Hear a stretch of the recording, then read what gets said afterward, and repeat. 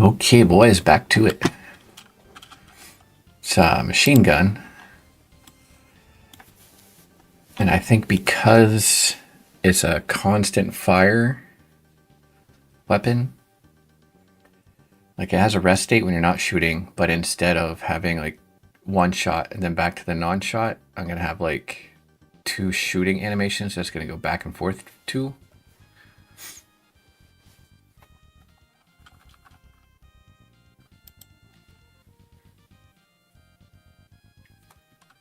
So let's begin with, how do I want to do this? Do I want to duplicate the shotgun? It's not much of a thing, but it's already got the polygon collider.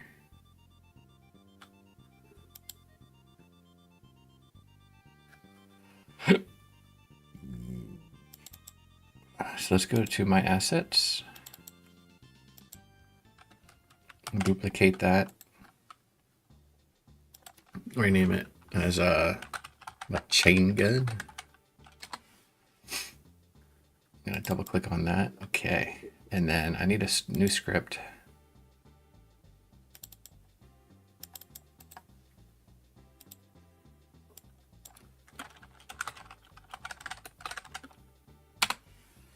Oh, no.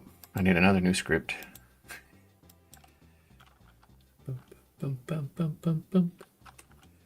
Gun underscore machine gun. Right? And there's, we'll delete this one.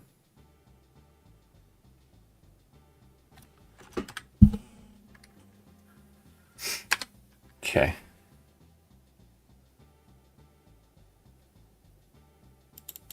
So we'll go into here, and I'm just going to take like this entire thing.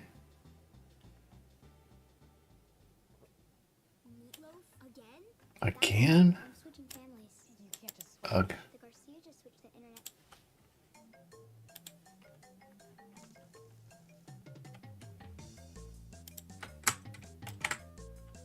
Okay, and then in machine gun, paste it. Rename this header.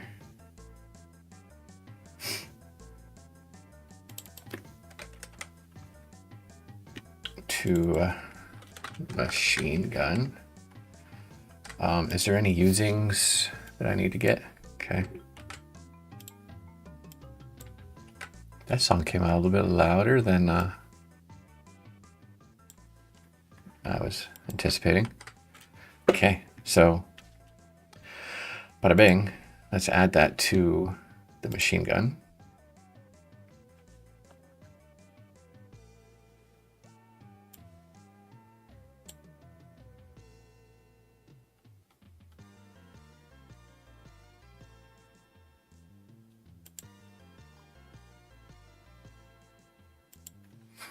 Remove that. This goes here. And I gotta get the sprites assigned. I don't know if I cut them up yet. I think maybe I did yesterday.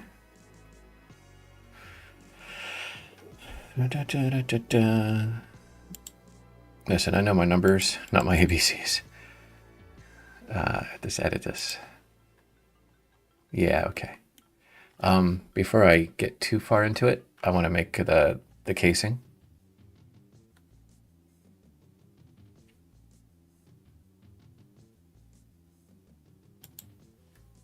Oh, look. Okay, and so it's going to be I think I'm going to go down on this side. Let's get a little bit more orange in there. Something like that.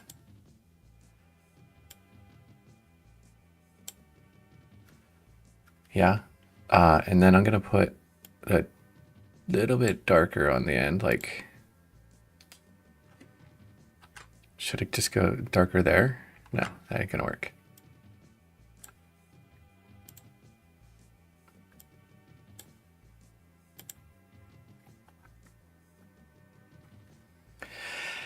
I don't want it to look too much like the shotgun shell.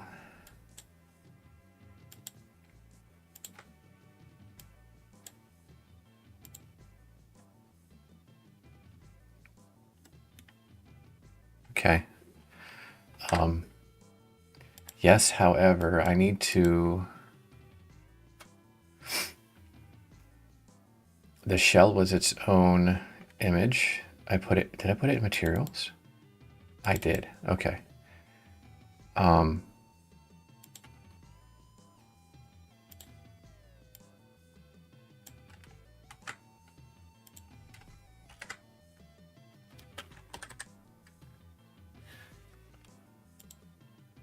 Save as. This is just gonna be casing. Okay, I don't need that anymore. And to be honest, I don't need these either.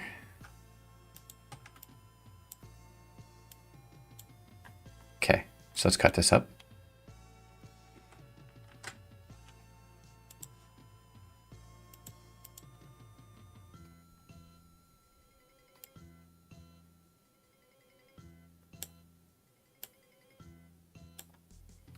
Okay, and the anchor is going to be, it's going to be here, isn't it? I'll put it right there.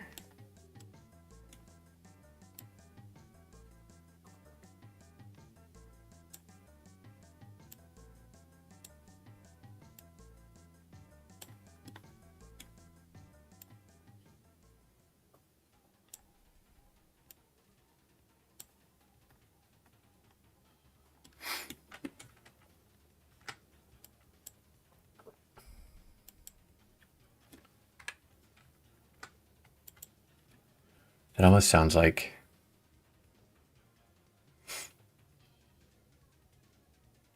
half between Final Fight and F-Zero.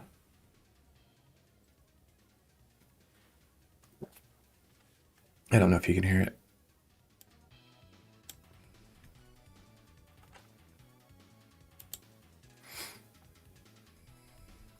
Okay, now in guns, I can assign the default sprite.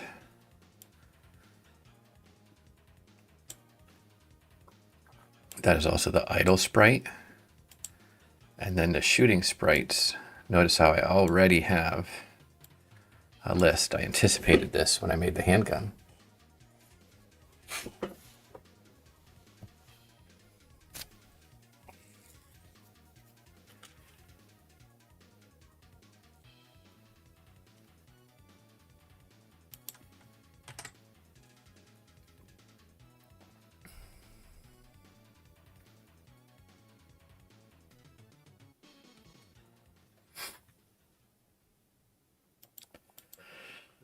Shoot speed. That's in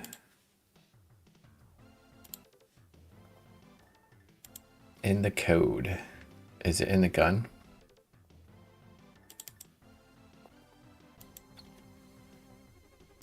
Shoot delay.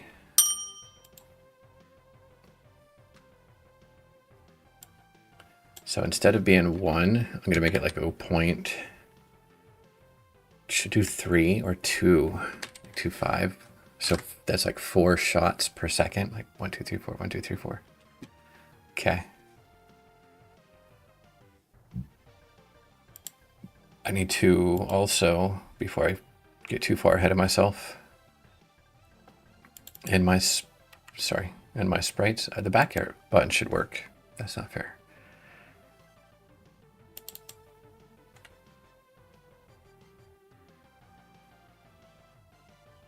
Sprites and then materials. This is zombie spawn marker. No. Can I rename this without causing a big problem? Shell. There's a casing, so let's rename this one casing, and we'll make the casing that. Also have to change some things here. This is single 16 point.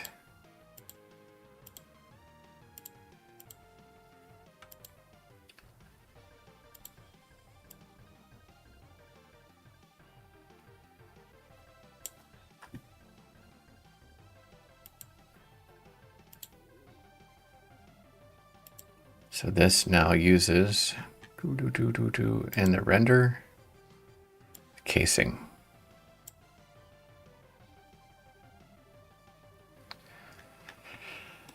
And then,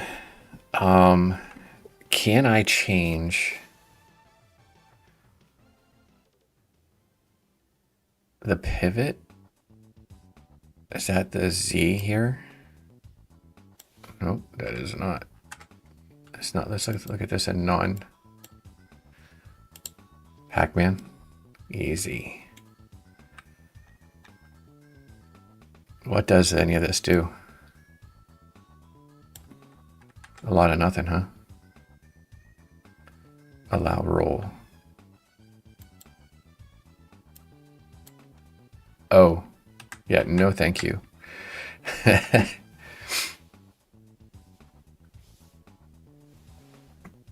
So I don't want to change this transform, but I would like to be able to change the angle that this ejects the cartridge.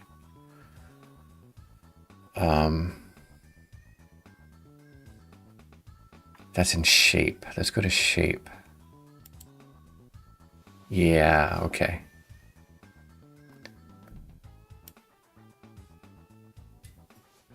Nope, that just spins it, so it's going to be this one. Let's go back to 2D. And then,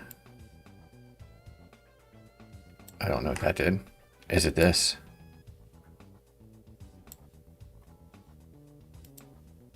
No.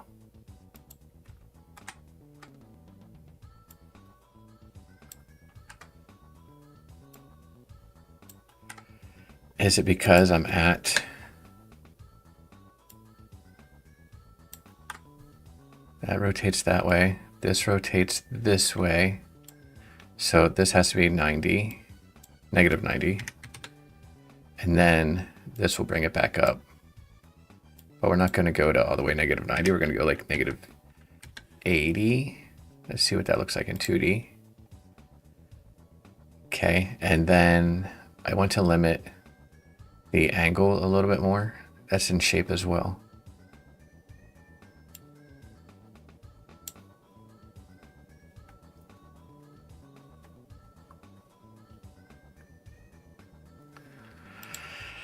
So if I say Back's particles is like 10, does that mean I can be like emit, emit, emit, emit, emit? We'll see.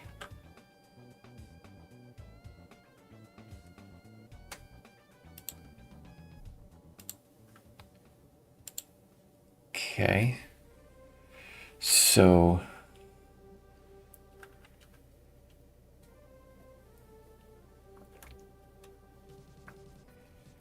besides the fact that it's going to shoot like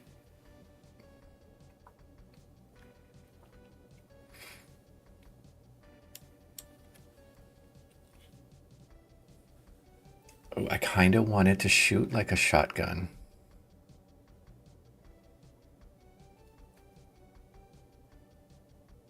Because it's a low accuracy gun. Maybe a spread of 15? We'll make it 10 for now. Right? And then instead of doing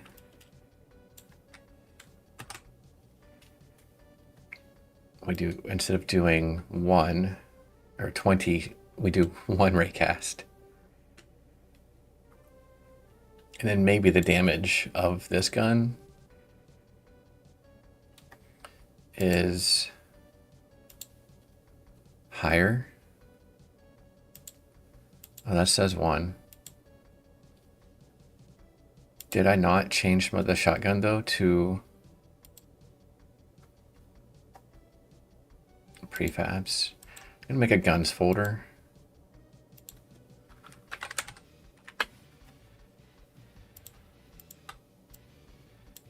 Keep it a little bit more tidy. This should have a damage of 0.3. Yeah, okay. But this one has a damage of 1. That's also too big. I'll erase the dark part.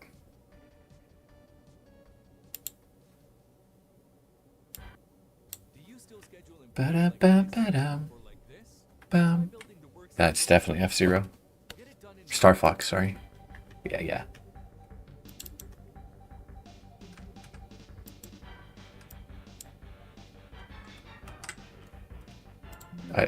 Yeah, stop. I did say I was going to erase the dark part. I wish the audio was normalized in this video.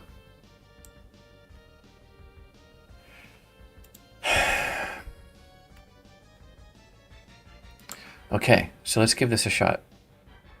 Get it?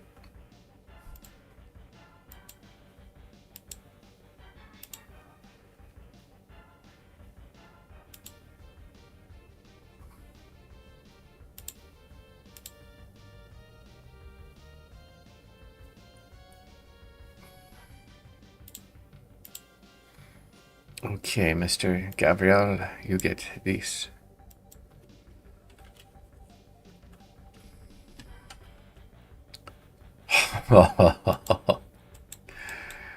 No, Fred, get back. Ed, sorry. Blah, blah, blah, blah, blah, blah, blah, blah, blah. I do need to change the animation to like do like onesie twosies or something.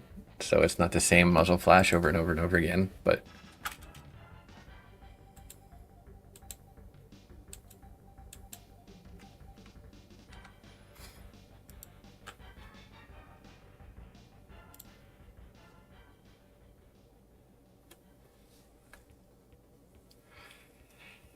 do I lower the power down?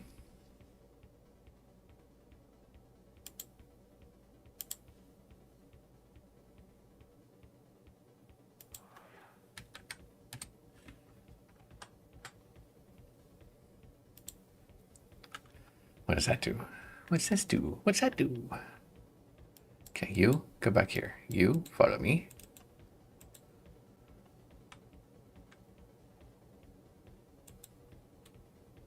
Yeah, no.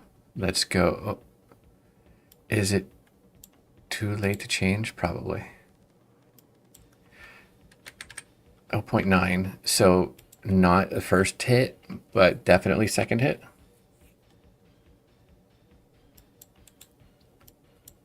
I got to figure out that jitter.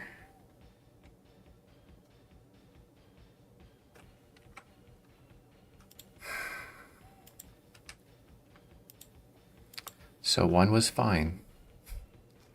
What am I changing? Okay.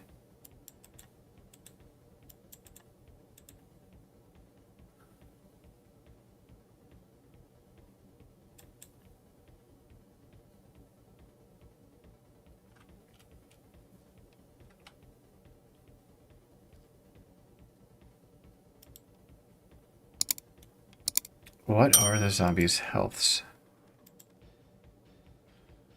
3.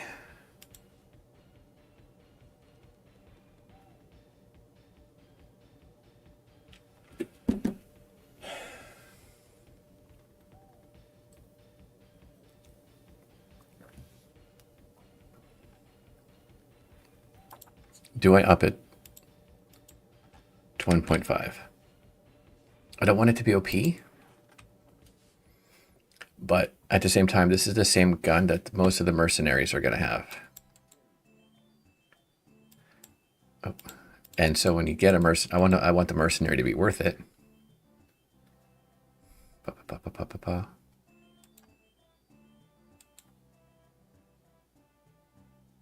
Guys, run.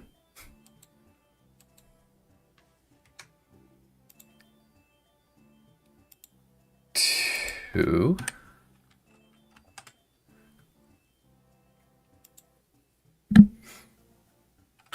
Like, I don't want you to be able to just walk right through a bunch of zombies, but... Oh, I grabbed the shotgun, dude. R to reset.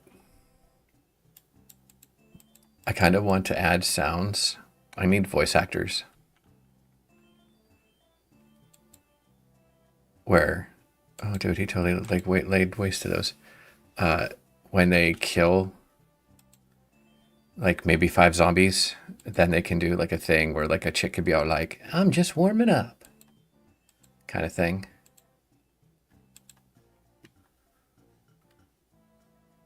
And maybe one guy could be out like, headshot. My mouse won't leave the screen. Blah, blah, blah, blah, blah. Why are you missing? Bro.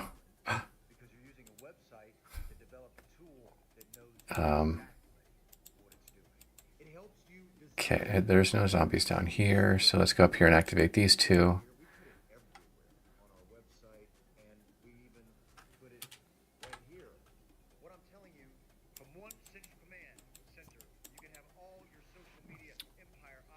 Oh, I'm zoomed in. Stop. Stop.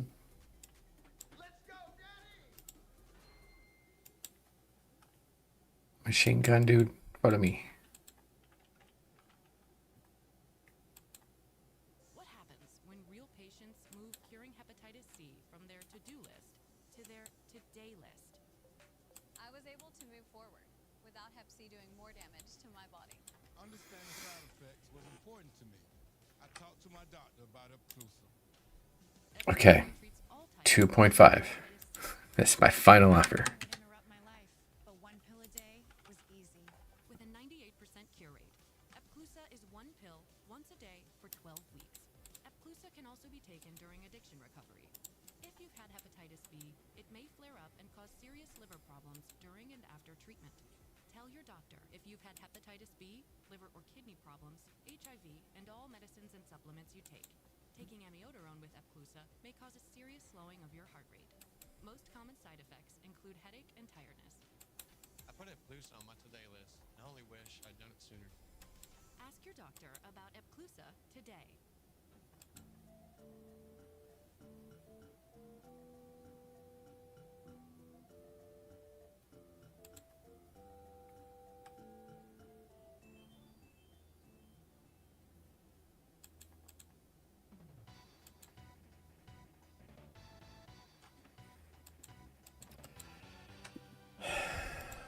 Guys. This machine gun is nickel and diming me. Whoa, what game is that?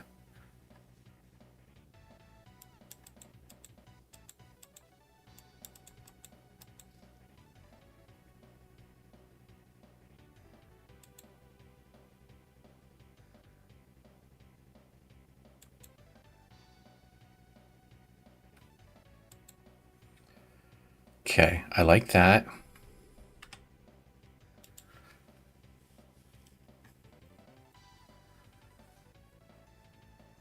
I think really what it's going to come down to is if I can figure out a way to not do this tactic of like luring the zombies to you and walking away as you're shooting. Like maybe standing still shoots faster than when you're moving, or accuracy decreases as you're moving. And I can add that logic to the handgun as well, because right now it just hits the target.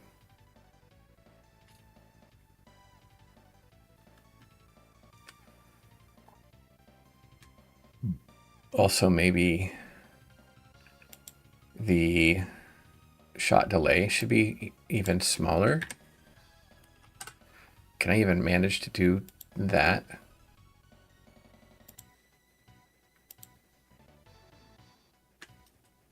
If this makes it OP, then I will definitely weaken the bullets. Yeah. Blah, blah, you're not going, none shall pass.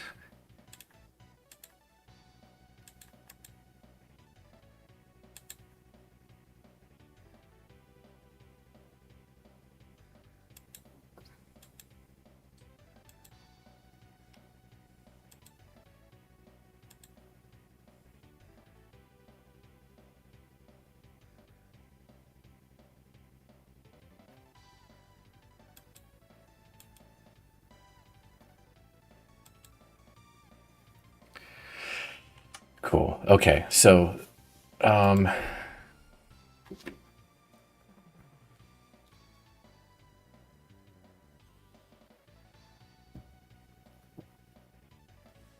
need to add to my notes.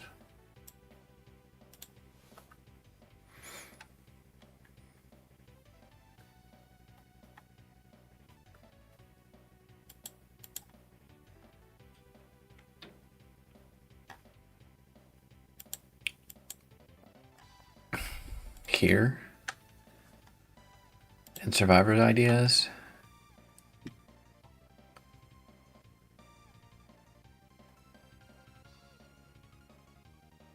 Yeah.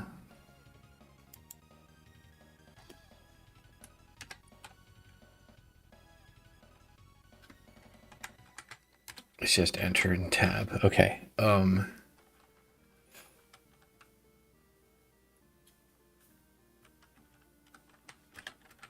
Prisoners. Prisoners. All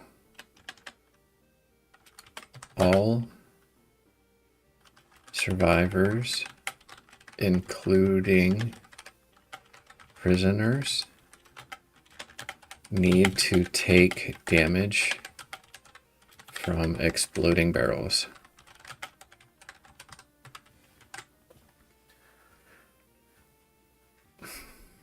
So what happens, what should happen if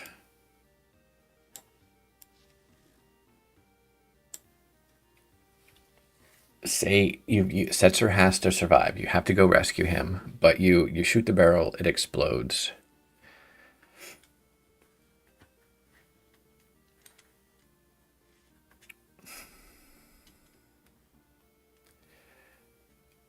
I can't continue on with the story without like the doctor, right? If you rescue, if you have to rescue the doctor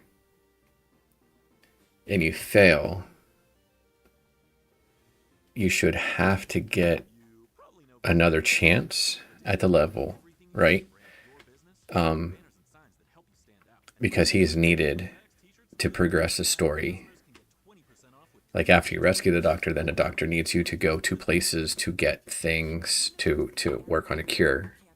We are proud to offer over 50 career-focused online programs to a fierce community of wildcats from around the globe. Proud to So his death should not count as a death.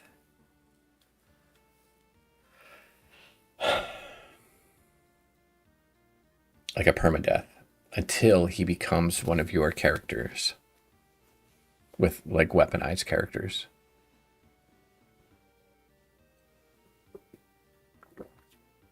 But I also have to be mindful that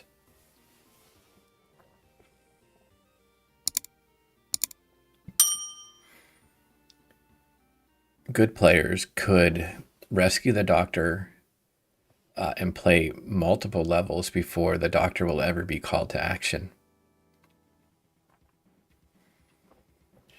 And bad players, though, might require the doctor the very next level.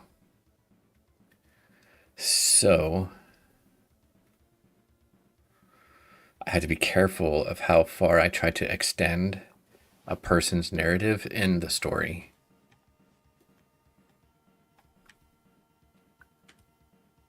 But you'll be able to kill the doctor or Setzer in this demo level with a barrel. Too bad, so sad. You don't get them. But the real question is,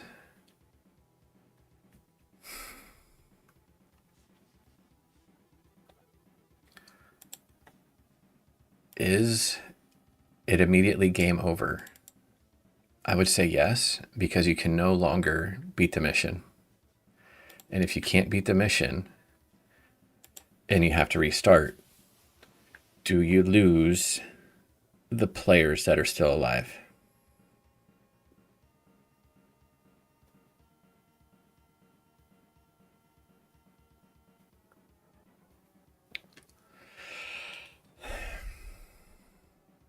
I'm going to say no.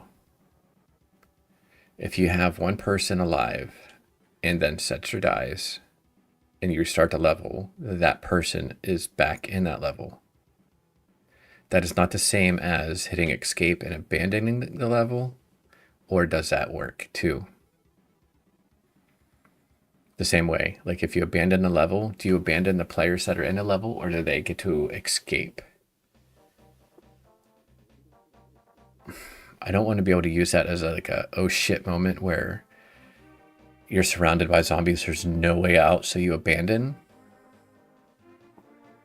as like a cheap escape.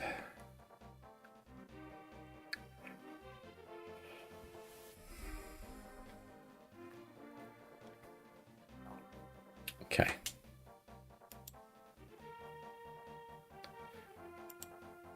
So, Setzer, I need your help. In a mission where, to progress for the story's sake, if you have to rescue a character, a specific character, as part of the mission, and they die, and should it be like game over right there and then? And if so, are your existing survivors that are in the level, do they get to live? Or do you start all over with a whole new set of survivors, and the ones who were in the level when they failed died? I'm leaning towards they live.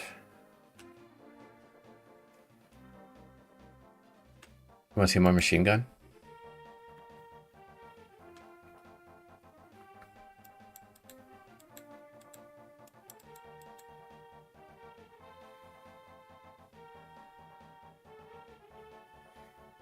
Can I make this full screen on start? I can do that, right?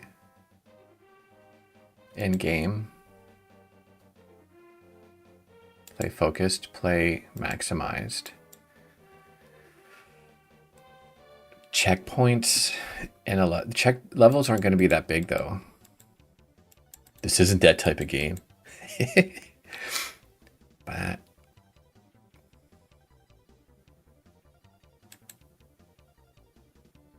just spraying bullets. So I use the same logic as a shotgun, but instead of 20 rounds, it just randomizes 1.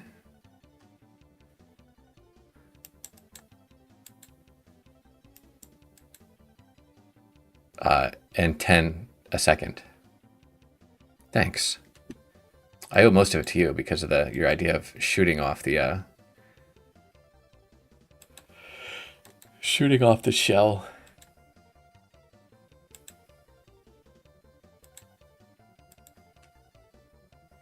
The hand goes back to reverting to the right hand side. I need to change that too. So you think use checkpoints? I didn't intend on having checkpoints on levels because they were going to be just short. I was going to have like a lot of just short levels. And not this size. They're going to be bigger than this yet, but I was thinking like 3 or 4 blocks maximum. What you mean by checkpoint is one gets set when you spawn in. One gets set when you rescue the guy. I see. So what does that mean then? If he dies, you can reset when you got him. Ooh, with the characters that were alive when you rescued him? That could be cool, like record everything, like a snapshot. And then you go revert back to that.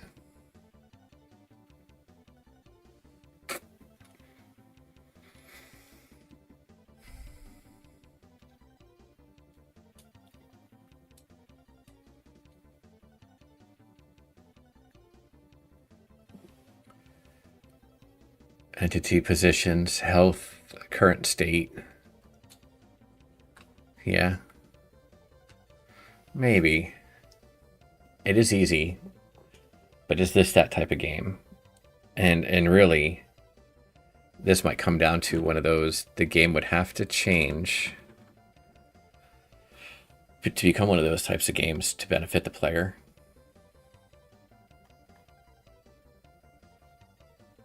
Okay, I'll give that some thought. I'm not there yet, but I do think that if there's a barrel, buy a prisoner status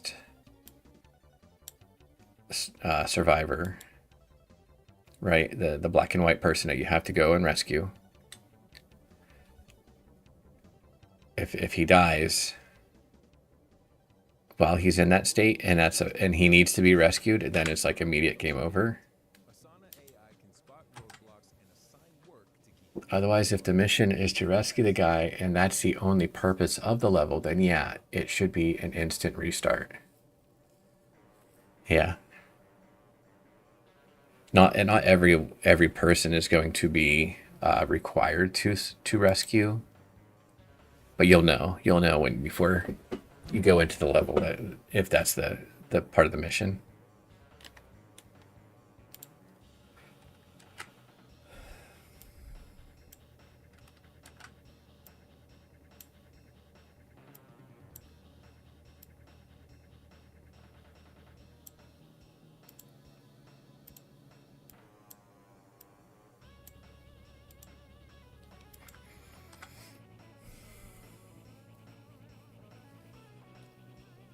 Right.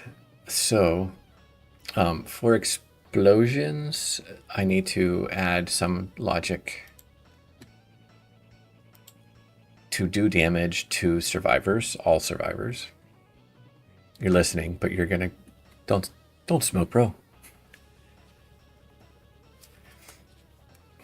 I don't miss it. I really don't.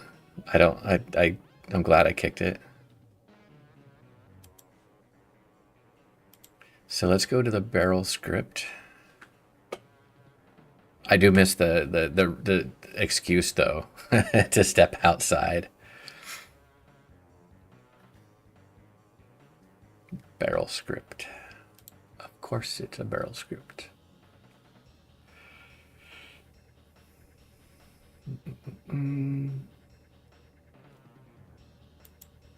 This should go in a decorations folder, but I don't have one, so I'll do that in Unity as well.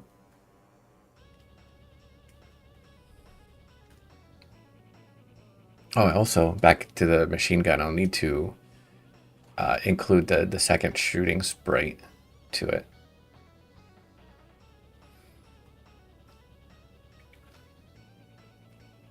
Okay, so there is a list of targetables. I need a public list of survivors.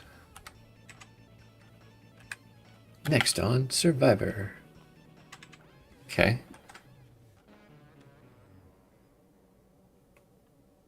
On trigger enter. So this is an else. But then inside here I do a survivor, or out here I can do a survivor.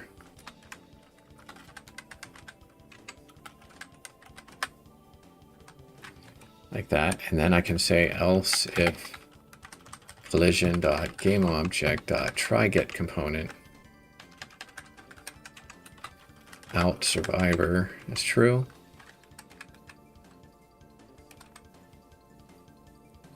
And then if survivors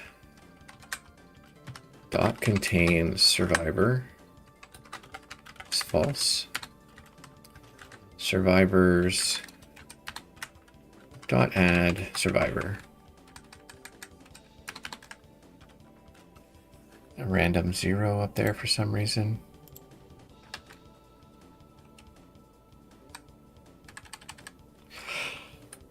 Survivor.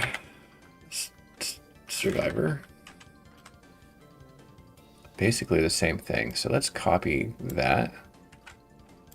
Paste it there. But this only needs to say survivors.remove survivor. Like that. Cool. I'm going to refill my drink. I will be right back.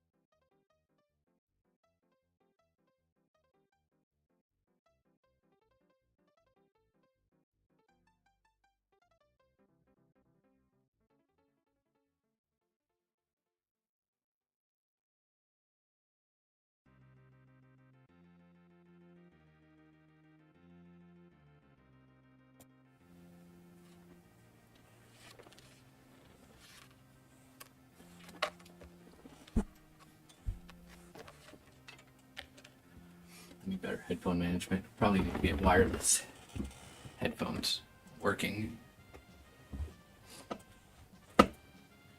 Also, the chat should disappear.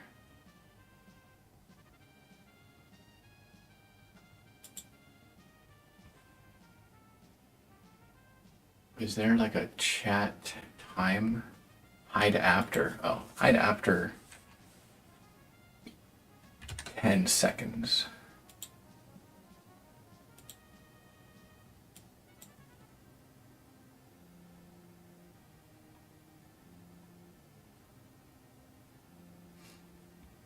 Is there a background color to the texts? No.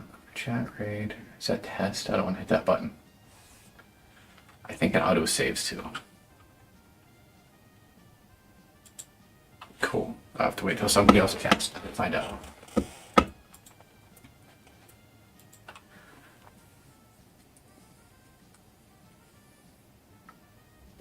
So there's a game called Better Zed Than Dead? Or maybe it's Better Dead Than Zed. Yeah.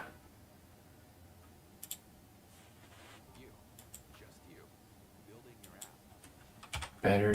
So it's BDTZ.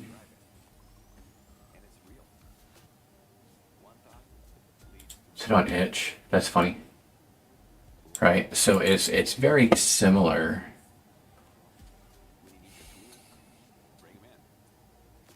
I don't. What now?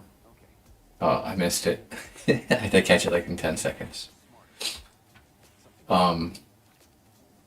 And control style where but you only have one person and you just gotta like walk around and survive.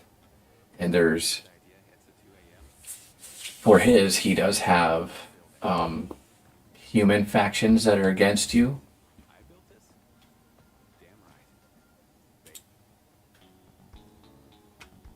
But not a military faction that I've seen.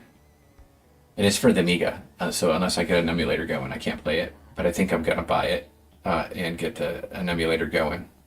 Oh, sorry, military.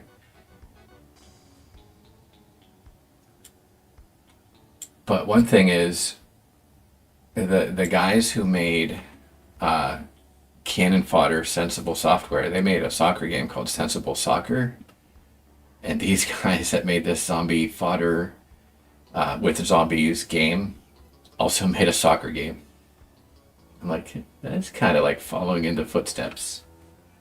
And they've done nothing else. So it's like,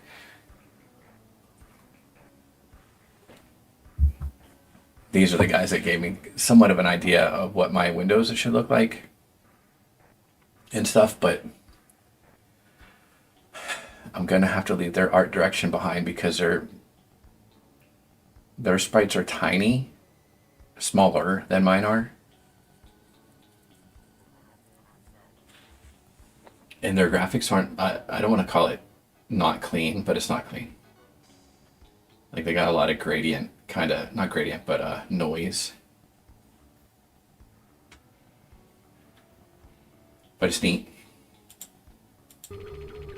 Oh, can I make this bigger?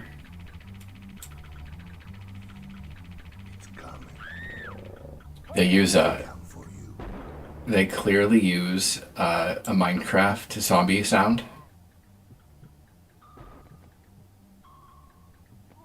Oh, also their bullets are physical objects that you can see and dodge. Which is, yes, in Cannon Fodder as well, but I decided not to do that. Because nothing is more infuriating than trying to aim at something and missing because your shots are too slow. And because I don't control the shots, you don't control the shots in the game, I would have to like try and figure out how to plan ahead. Over 16 levels.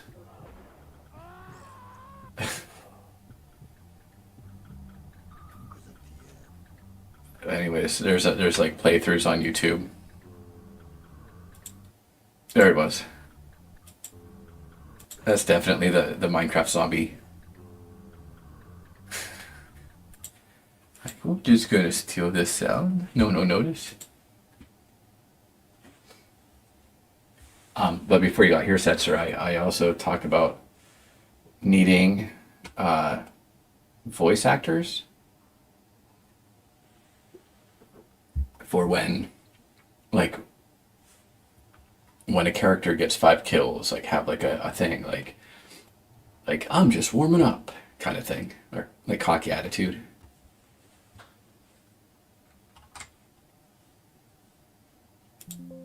No, okay.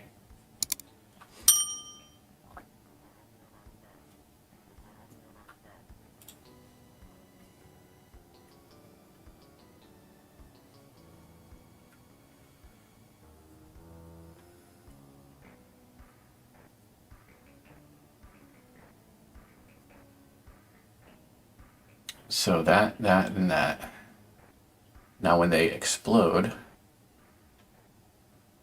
they take damage. If health is this, apply damage.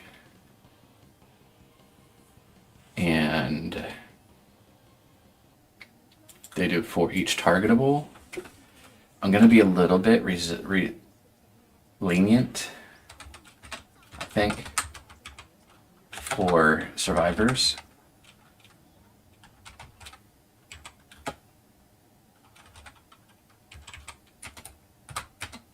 As far as how much damage is given to them.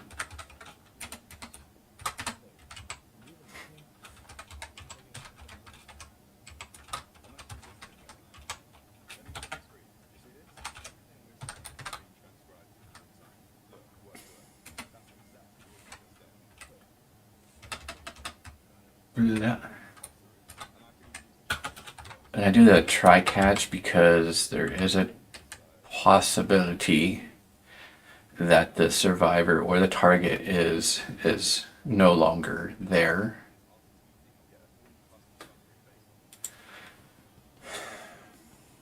Survivor doesn't have take damage. It has hurt.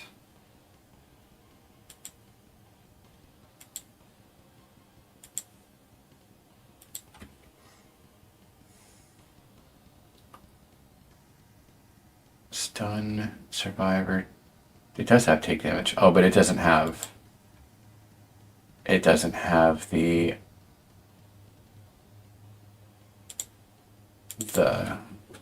who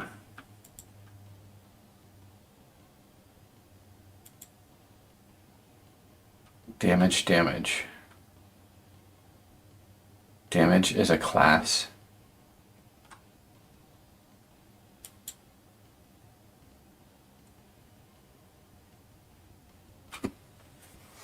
I think that should be the case for everything. If I pass a damage to a barrel when you shoot at it, or when there's an explosion, then I can force push it.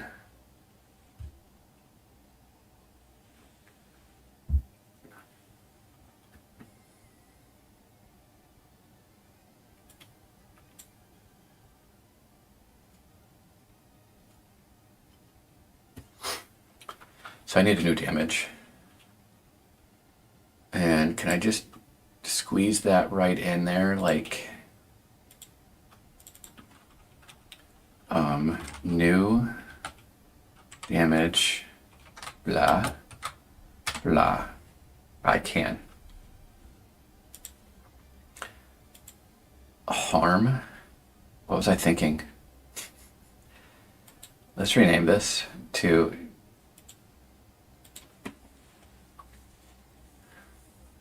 Alright, that's what I was thinking. I don't know what to name it.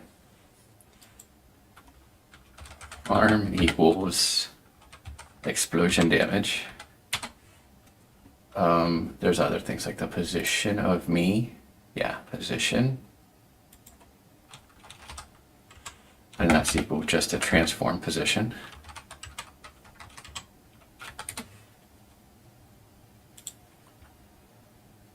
Force can stay 0 and turn chances 0. Yeah, so when the zombies bite the survivor, there's a turn chance.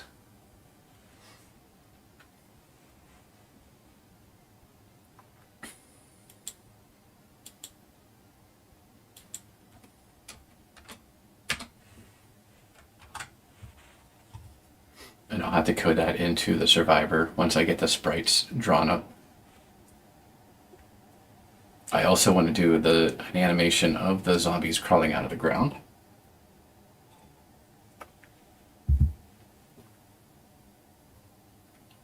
And I should put that in my to-do. That's the thing. That's the thing yesterday, wasn't it? Oh. Okay.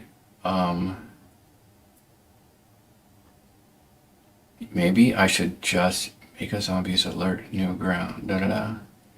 Zombies types. And so maybe here I should just have like zombies. Make zombie crawling out of the ground. How do I say that? Just make animations for zombies spawning from the ground. Right? And then zombie types can be there. But in zombies, I can take this like 2-4 zombies. And then those are zombie types. And you can tell that I got some from spitter zombies. Those are classic. But then I want zombies like that are weaponized with like shoulder mounted guns. Remember the zombies in Wolfenstein Spear of Destiny? They had like the gun in their chest cavity and they're like, all they gotta do is like move their arms to shoot. I thought about doing something like those. Oops. Make survivor spawner. Yep, okay.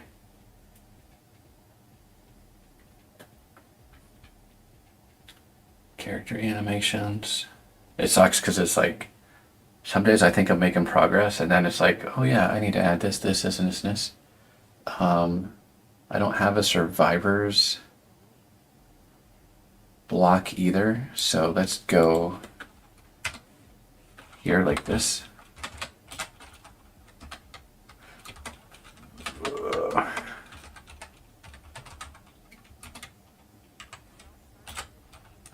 Make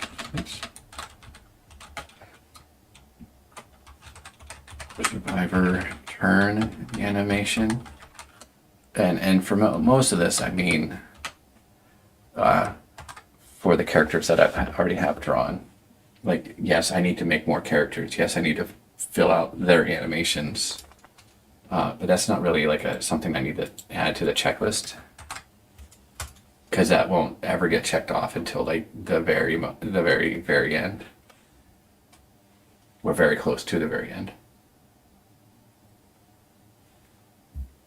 So is it just me, or did anyone else think that like Ultima, the way the sprites and like camera was angled was just really weird? Like, what angle do you look down at something that they look like that?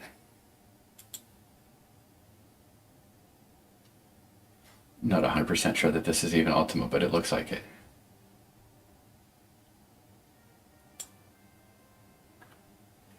Like, that's why I didn't play this game. Because the sprites all leaned.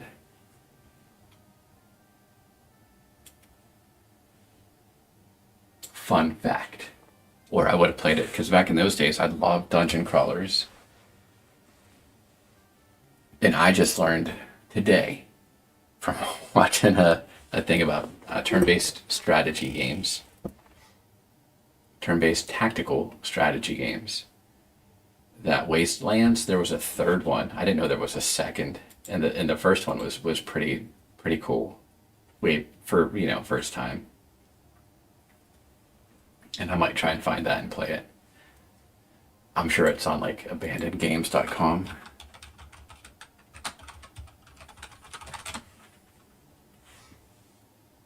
Oh, I can buy abandonedgames.com for $4,000.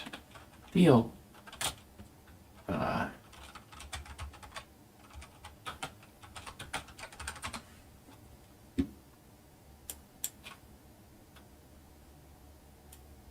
And accept all cookies. I'd say Wasteland.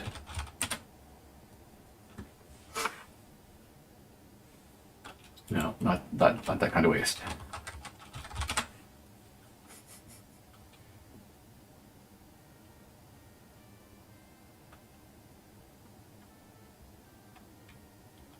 It wasn't like ASCII based, but it was close. It was like if you replaced if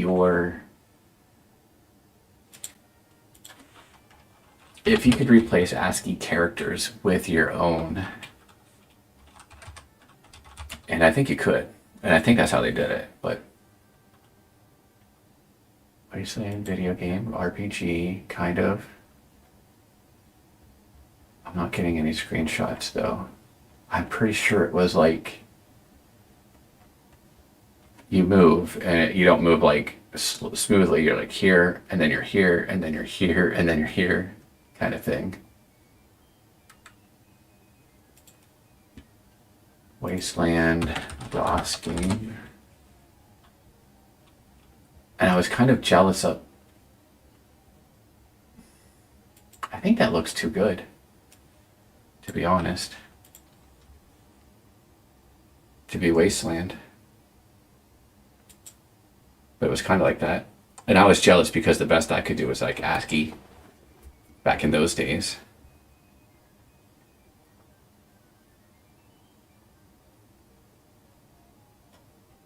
That is not the screenshot that I want to be staring at.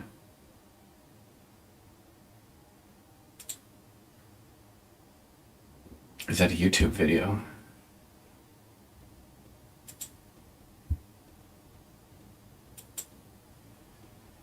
Play.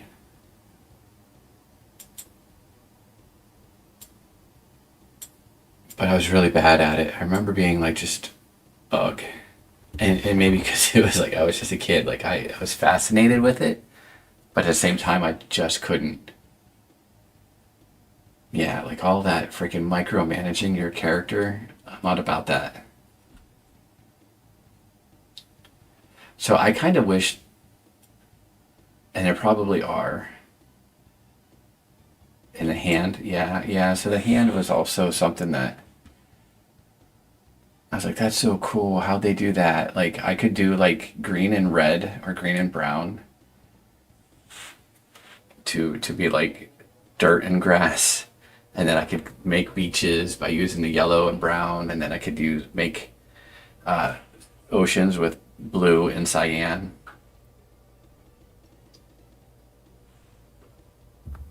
A part of me really just wants to go and like emulate that style.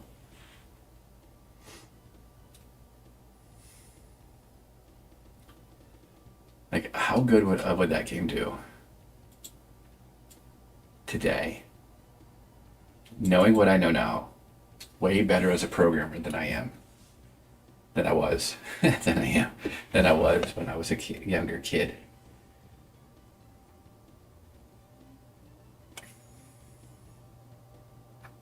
Force myself to use just the typical ASCII characters. Yeah, that's not it though. I don't remember the character looking that good. Wasteland DOS. This is Interplay? Is this yeah, Interplay, okay. This has to be it. Was there a Wasteland? Well, Wasteland 2 wouldn't look any worse than Wasteland 1, right? Maybe I just, wow, okay. I seem to recall starting off like, okay, there's a desert. I don't remember that at all. Anyways, it came on the same CD as the Star Trek game. It was like a point-and-click adventure, and that just rolled the entire. Oh, and Battle Chess. Battle Chess was on it too. And those two games were the games. There was probably like 10 interplay games on there, but those are the two that I really played a lot. And I would love to do a click and play, point and click adventure game.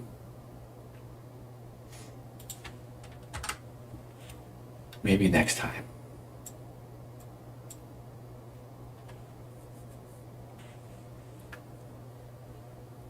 Maniac Mansion, Day of the Purple Tentacle, Leisure Suit Larry games.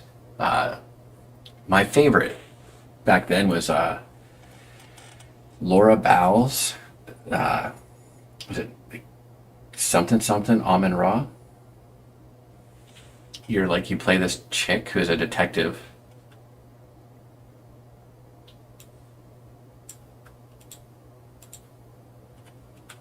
Laura Bao. How do you spell it? B-A-U? And then it's like Amen Ra.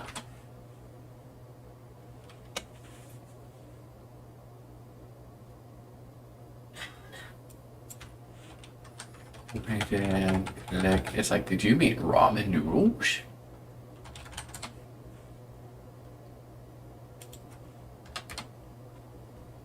B-A-U. How do you spell bow? It's not like bow wow. P-O-W-E? Close enough. Dagger. The dagger of Amen Ra.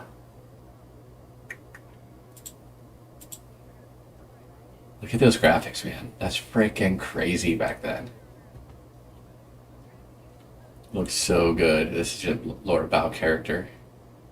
And I got super far. At least I thought I did. I never beat the game.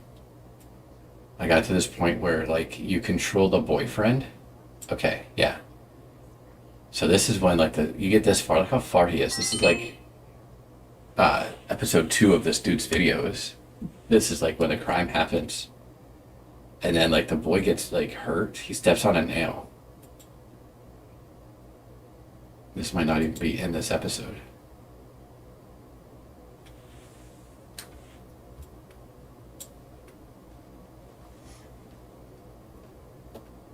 That doo-doo-doo-doo that you might have heard in the background was should be my son coming home. So that might be the next game. Or I also have this idea for a game where you are a IT dude who's traveling with these space marines, and you're answering an SOS from a ship, and you go to this ship, and the power's out in this ship, so you have to go to the camera / security room. And so it's like an FMV in my mind back then, when FMV games were the thing. And you sit at the chair and you control the screen. And this is not a Five Nights at Freddy's ripoff, because that wasn't a thing back then. This is more this came from Night Trap. So you get to pick what camera you look through, and each camera has a gun or just a pointer, and you can point at a door to tell the Marines to go through, the Space Marines to go through that door. And so anyway, some of them would have guns, and so you could use those guns to help protect the Marines by shooting the aliens, who were actually clones of Adolf Hitler. You uncover this whole story where the Nazis went into space to escape their demise and tried to clone Hitler, but the clones went super bad and super mutated. So some of them will be really deformed. Some of them have 4 arms, kind of thing. And now you got to turn on the power to all the spaceship, and then basically FMV your whole way through the mission. But you occasionally have to check back on a camera that's looking at yourself to make sure that you don't die.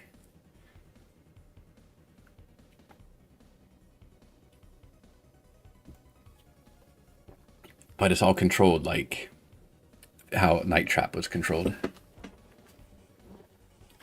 But those are the two games. A point and click adventure game, which I don't have defined, and that game are my other dream games left.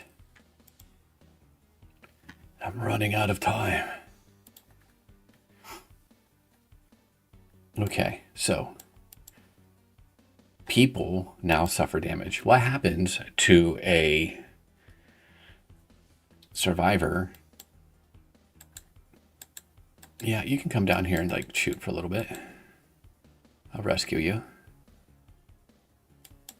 We're like unstoppable.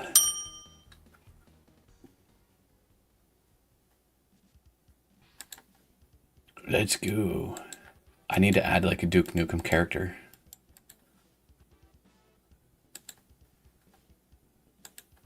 Yes. Okay, he died. His blood was red. It looked like his like whole like head. Sorry, Setzer, that was you.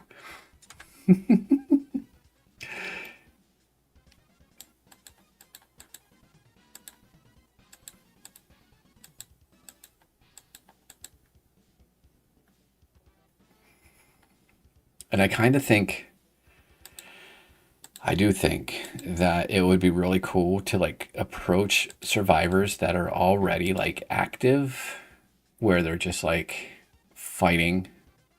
Because right now they're just kind of immune.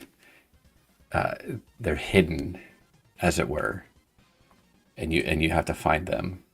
And in that state, the zombies won't get them, which is fair.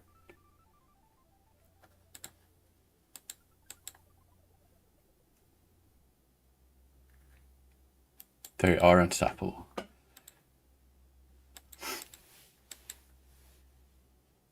Should Duke Nukem skinned character be a mercenary that you have to pay for?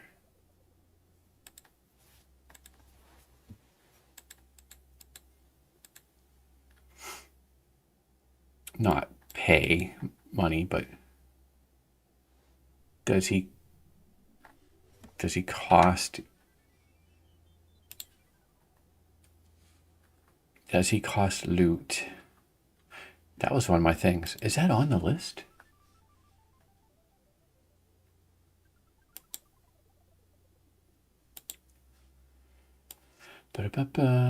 I said that I decided that loot should be called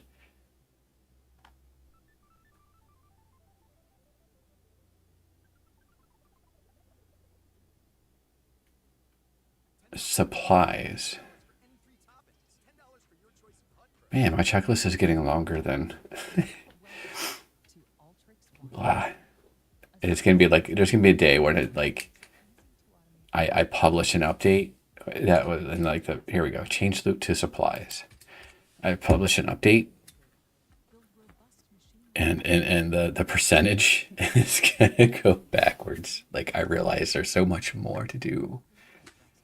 Like I fight the urge to say that I'm at 10% because like I'm not by time wise. Like I think I still have like a year and 9 months ish to finish this game.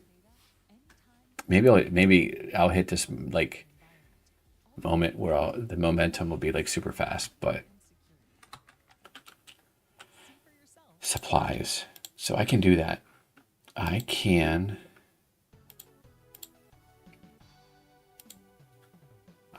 change that.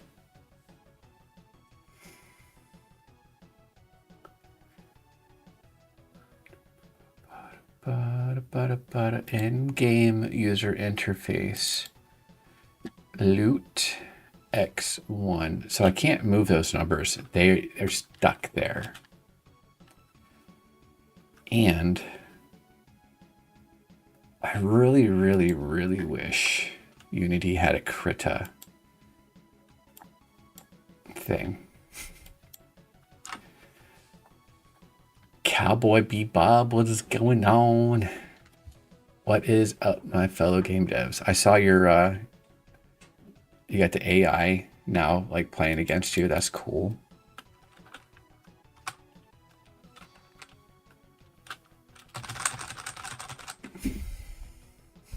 My keyboard just decided to not.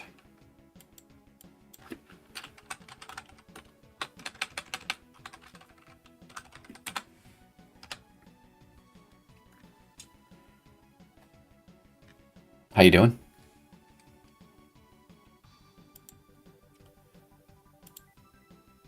Not only did I remove those sprites, or I'm sorry, fonts. Oh, I did name my font though, Rockwell. That helps. Now I know what the font, sorry, over here. I want to say supplies and then a little X. I don't need the little X to be, I'll just use that one. You got some progress on your game, still not sure you'll make the deadline though. I kind of feel like that's your thing though, not the missing deadlines, the card game thing.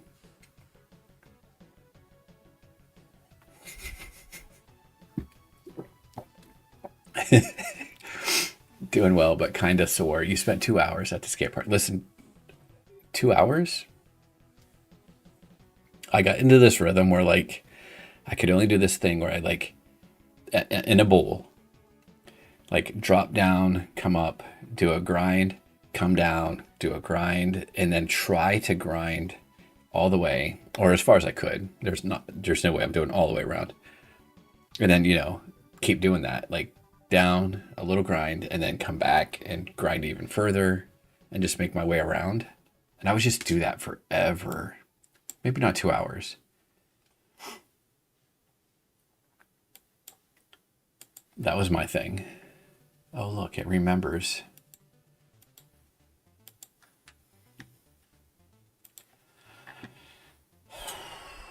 Fuck. The other thing, since this is no longer a sprite, is I don't get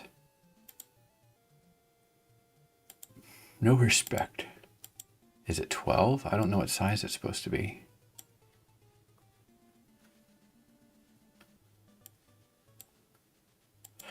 But, so anyways, I did leg day on Monday. That was squats and then like the weighted vest and weights, standing on my tippy toes, like trying to hold it for 3 seconds. So 50 squats, 50 tippy toes. And today, that was Monday. So yesterday, I do this thing where like most of the time I don't get to come home on time. But when I do, I have about an hour before my wife gets home. So I hurry up and change, go down to the gym and like do a little bit. And I decided to hit the treadmill. And my wife took forever to get home. And like I usually, like when she gets home, that's when I stop. And like she came home, but she didn't tell me she was home. So I was down there for like 2 hours just kind of watching YouTube, walking on the treadmill. The day after I did squats, today I am feeling it. And like she like tried to rub my legs. I'm like, no, you're making it worse.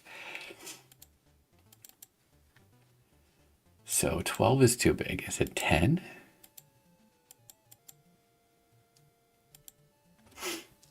You've definitely spent over 2 hours on a trick, but today you did many different things, and there was 20. Oh yeah, skate parks when they're busy, it's like everybody's just kind of like, yeah, no.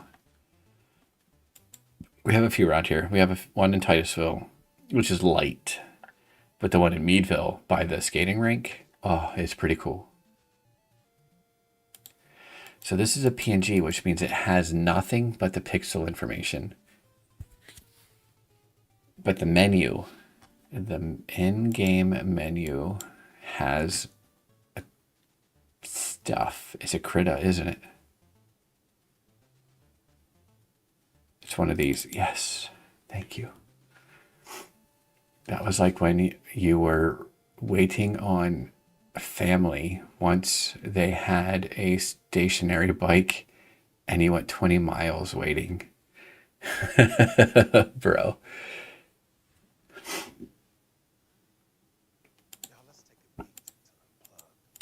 I think I want an elliptical. My problem is like my basement area is only half the size of the house. And I'm running out of room. And I don't want to put the elliptical up here in the living room, but just to sit and just pedal and watch TV would be great. Like, I thought about like, what if I could take the VR headset to the bike trail, just like run and watch at the same time. That'd be cool. Like AR YouTube, like in front of me, but not so that I can't see where I'm going. That'd be cool. You didn't even take it 20 miles. So there's a lady at work who also frequents the trail, the bike trail, rec trail, but she bikes on it and she goes far. So I don't know, 20 miles is doable, I would say. That is exactly what I want. Like, good job for doing it. Like 30% was max setting. Oh, yeah. So I find that like, that's another thing though, for like ellipticals. I don't know how the resistance works.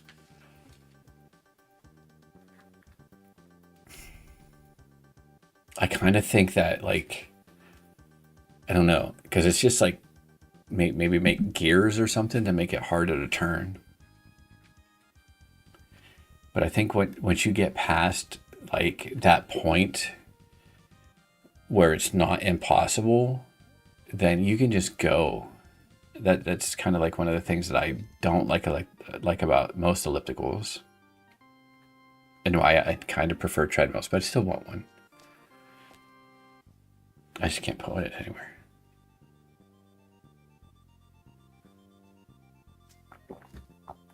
Your wife's cousin bikes like 20 miles, but he's also 20. You got to break past your mental resistance to really go the distance. I think there's two ways to go about it. Like, yes, you like concentrate, you force yourself to break past that. Then there's the exact opposite where you just zone out. I swear, yesterday I watched like a Thomas Brush video, and forgive me, I agreed with everything he had to say except for the whole premise of the video. And so anyways, yeah, like I was waiting for my wife to get home, because when she gets home, then that's time to cook dinner. But she didn't announce that she was home, and I was in the basement, and my son and I were just chatting about his the game that he's been playing. He's put 30 hours, I think is what he said, 32 hours.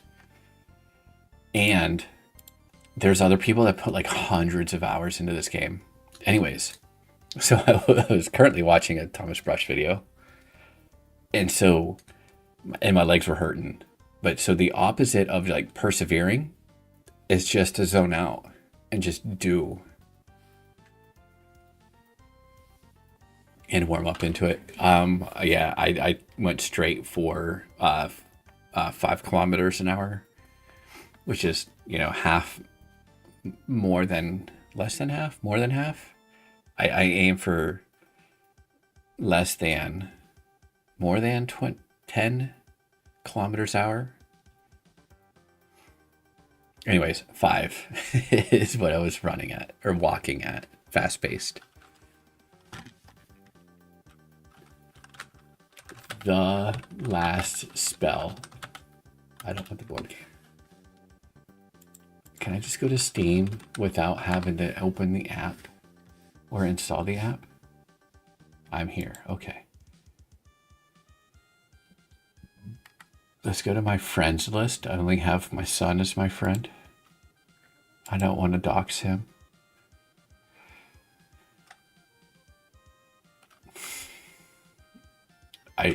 I really need to learn how to navigate Steam. Can I go here?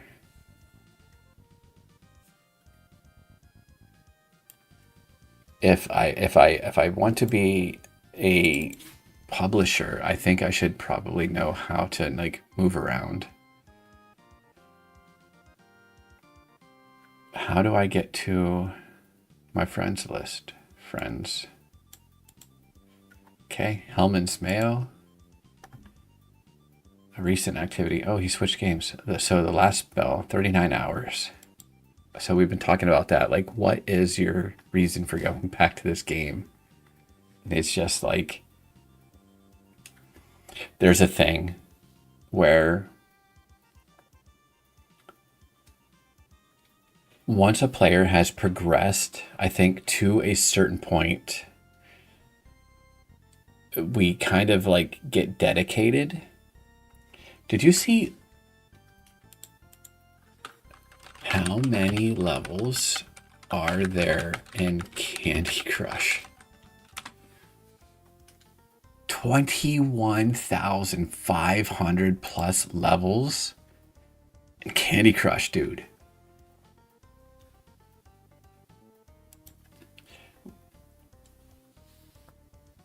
You've been playing Magic for over 20 years. So yeah, right? So you have this status in a game where if you were playing WoW and you're like super high up there, why would you go to start another game when you'd start all the way down at the bottom? Now maybe you'd get the game and you would play it and you'd get like pretty high in your level or whatever. But because you're super high in WoW, like that would be your home game. You'd keep going back to it and keep playing. Now, the Last Wish, he's only on the 3rd level. And he's put in like 30 some hours. But let's go to these reviews. How do I see how many hours this guy has?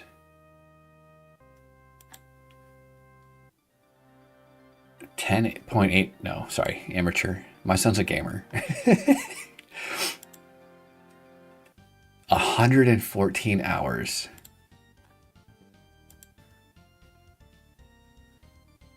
Why didn't it not come up to look the same? Is that not a rating? I want to see all ratings. 10.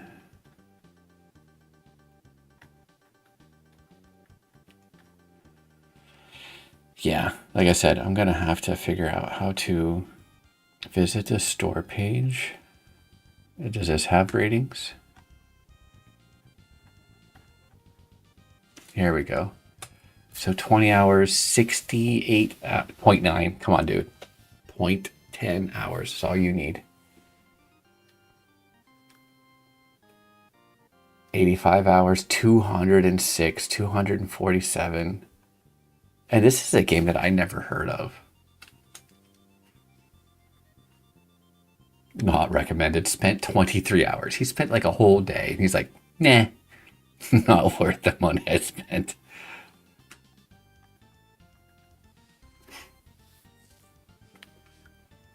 But yeah. And so my son is thinking about getting some DLCs. He figures that the game probably only has 10 hours. Or I'm sorry. Yeah, probably only has 4 levels. And the DLCs get you to 10 levels.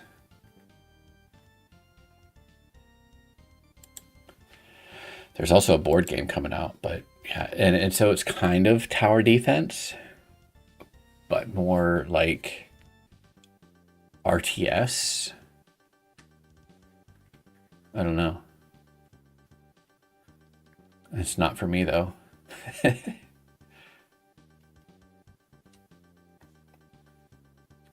Where was I going with this? Oh, yeah, we were talking while I was walking. And he was telling me about the game, and I was asking him like, what's the hook? Why do you keep coming back? And he's like, he's made it this far. He might as well just go the full way.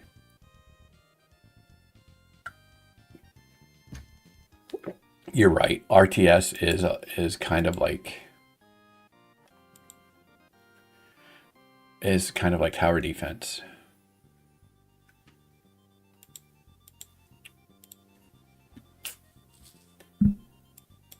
Why is the word paused? Oh. This is 20? It's not 20. Rockwell extended bold. Brain explodes. Yeah, like, so the Thomas Rush video, it was like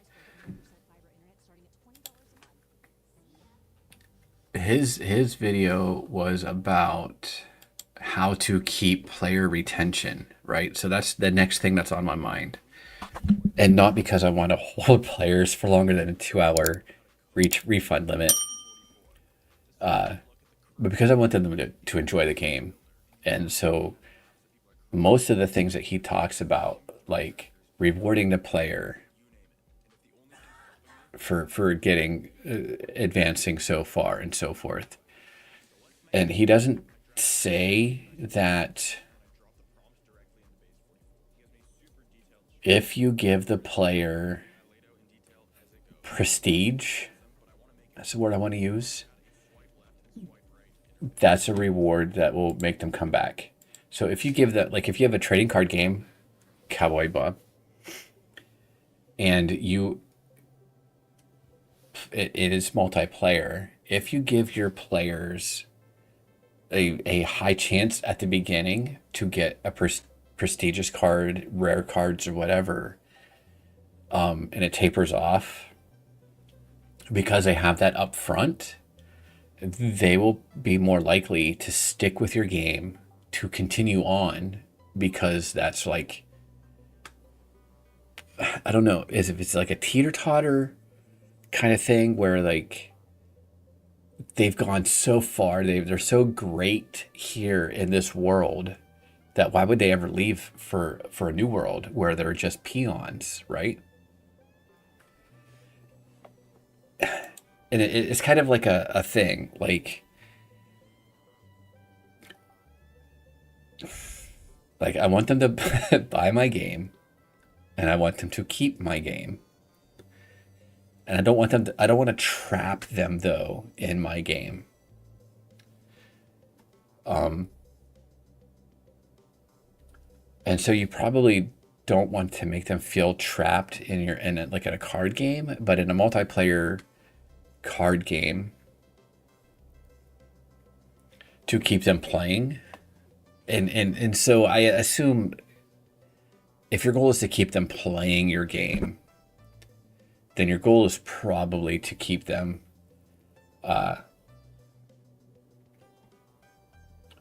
purchasing like DLCs or whatever, maybe spending money on loot or whatever. I disagree with loot, but it is what it is. Unless they don't realize the value in the items, you can make them realize the value in the items. Like you can be like, hey, you unleashed, or you unlocked a dagger card, yay. And then like, you unleashed this long broadsword, congratulations, kind of thing. Like, it's not, you can make them realize the value. I'm going to say this is probably close to that size. Do I have a letter that overlaps? I don't. So, but his video, the entire video was about like how to increase your sales. And all of this stuff was like, this is good for the player. This is really good for the player. As a game designer, as a game developer, I think the number one focus should be entertaining the player. And if you fail to do that, then you just quit. Like, find something else to do. And so, but his thing was like, this is going to increase your sales, blah, blah, blah, blah, blah. And I was like, I'm watching this. I'm like, yeah, I agree with this. I agree with that. I agree with this. And one of the things was like, he literally said, doing this one thing, I don't remember what it was, sorry, but he's like, yeah, oh, like when to let the player know that they're advancing through a game, like every so often do a thing where like he was saying like lights flicker, but you basically the game reacts to the player progressing through the game and doing fancy things to so that the player knows that they are making progress. And then he was like, "Are you lying to the player?" Well, yes. And I'm like, not really. You're not lying to the player by giving them like drops of dopamine. But at the same time, it's like you don't want to use like if you like the cookie clicker games.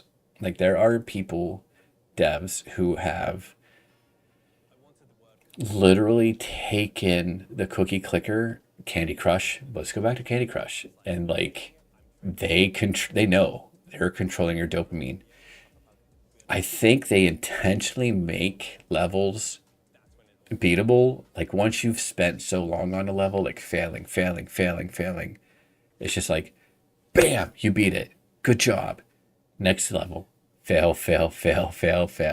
Like you're chasing that dopamine, and they know it and they control it. I'm pretty sure they control like whether or not you beat a level or not.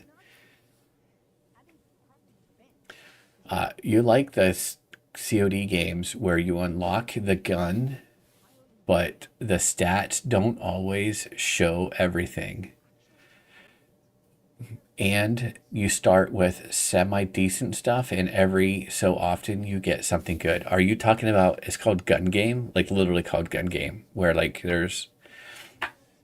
you have a gun, and if you kill your opponent, your gun upgrades. And if you get killed, your gun downgrades.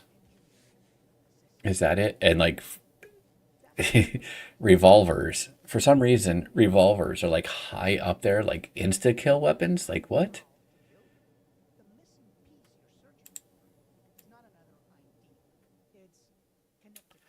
Oh, supplies. So on. I'm gonna say this is close enough. This guy. YouTube is all like, hey, you're a game dev. You should probably. Well, this guy probably advertises to game devs, but is about to end.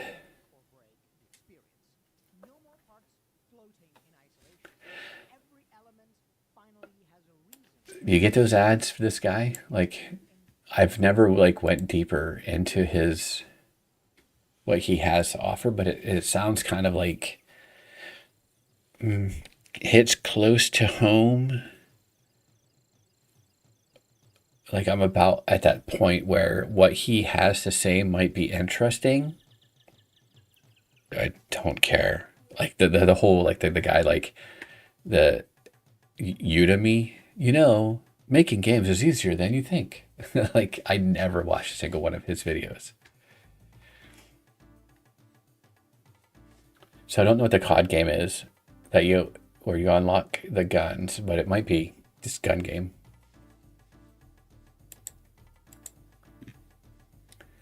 Here, right click, copy layer style, paste the dang thing here. All I wanted to do was just change loot to supplies. Is that so hard? Paste layer. Good thing that did nothing. Paste layer style. There. Take the layer. Why am I so like off-white? What was I doing? Oh, the bullet. Can I go here and just make it white? Okay, thanks.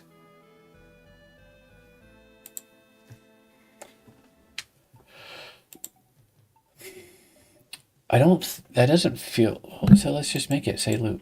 Let's do that. Let's do that down here.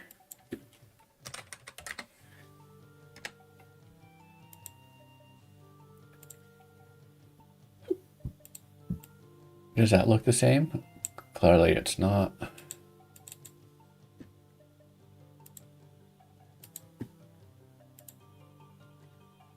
And that's smaller. Why would I choose 9? But clearly, that is what I did, huh?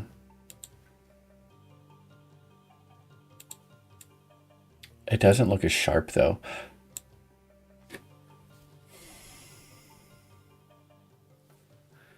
So one thing about Krita that I very much dislike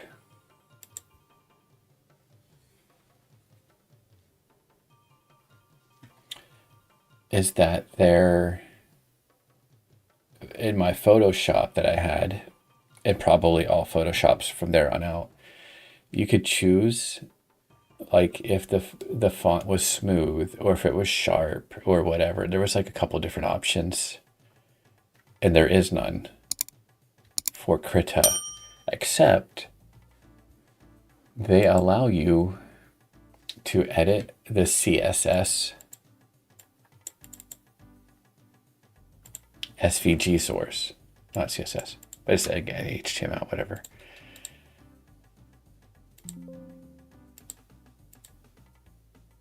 So I found a portion online that did something. Can I not? Oh, okay. Span, blah, blah, blah, blah. So if I take this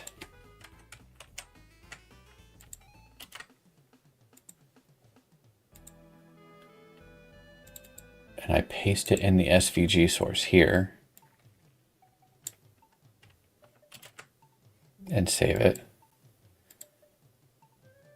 Oh, why did you grow?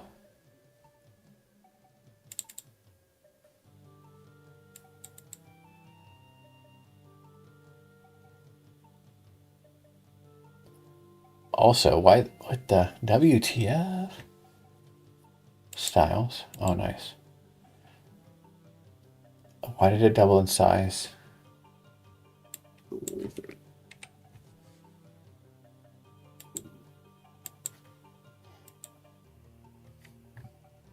I still didn't do it. Okay.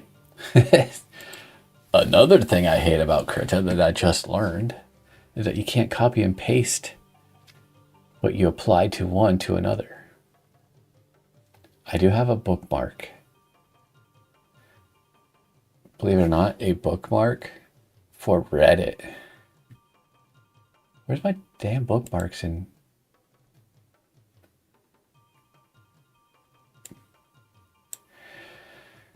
I assume this is Google Chrome. Okay. All bookmarks. Thank you. This is probably game development. No. Possible music folder. Very neat.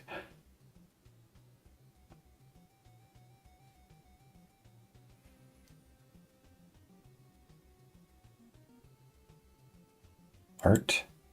No.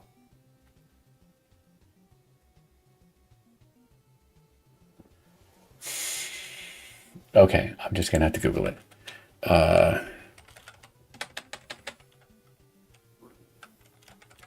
Krita, remove anti-aliasing text.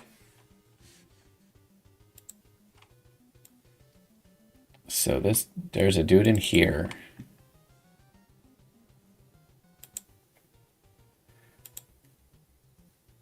Game development. Choose another folder. Other bookmarks. Game development. Save.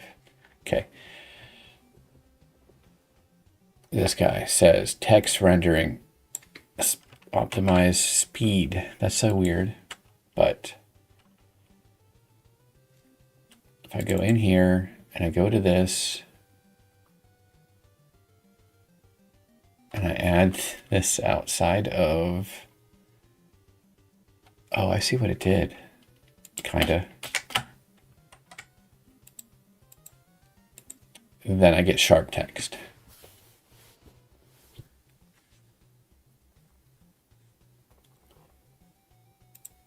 I thought I had that saved somewhere else, but and is it not like exactly the same? Okay. I pasted layer styles, so can I go in and I edit the layer style? And for the drop shadow, instead of being gray, I decided on black.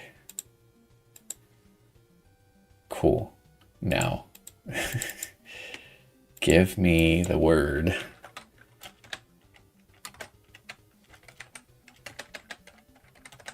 Supplies.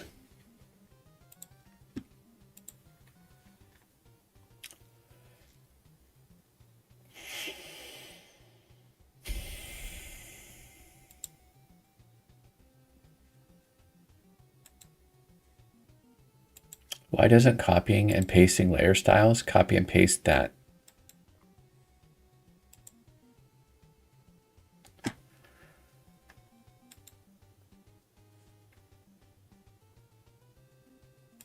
You know what I did? I fucked up. That's what I did. This is white. Hey.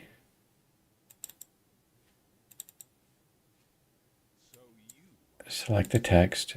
That is white. Save.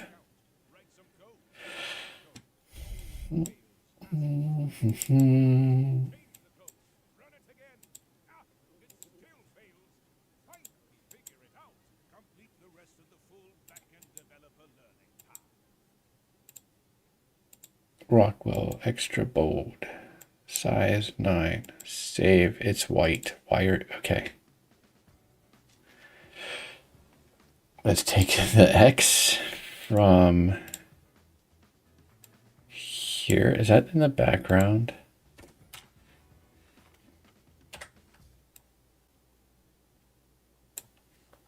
You now belong there. Okay.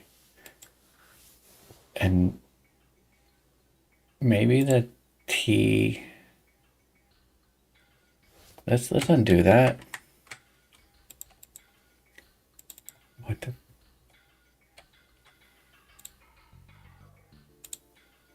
I'm gonna do another text element.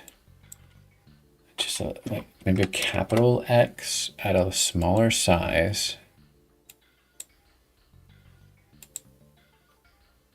Non-bold. White. Save. Close. They need to do better on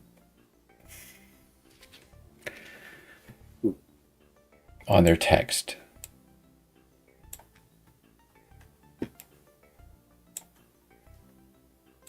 Paste layer style.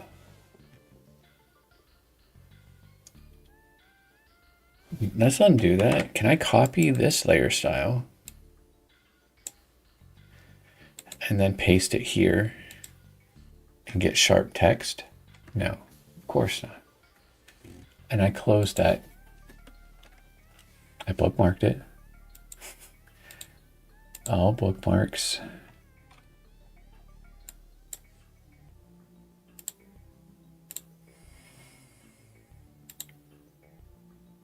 Bookmarking a Reddit page in 2026. What I need to do is figure out how to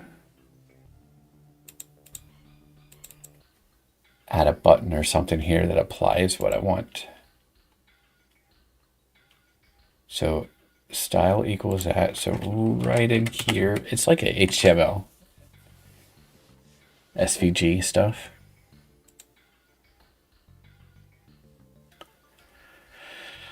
Maybe that size is a little too big. Let's go here, select the X and make it 6 is the smallest you can go. If you don't like it, use a lowercase x instead.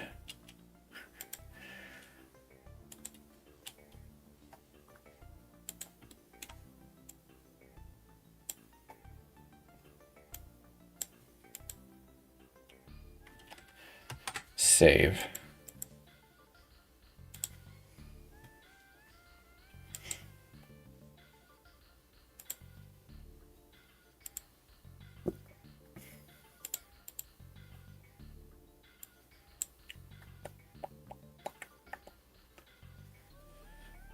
So yeah, I unfortunately was watching a Thomas Brush video. I'm like, yeah, good point, bro. But at the end, it was like, wait, didn't you say that this was gonna like 10x my game? Get me more sales? None of that. I don't think player retention. That was the whole point of the video, was player retention. I don't think that does lead to more sales.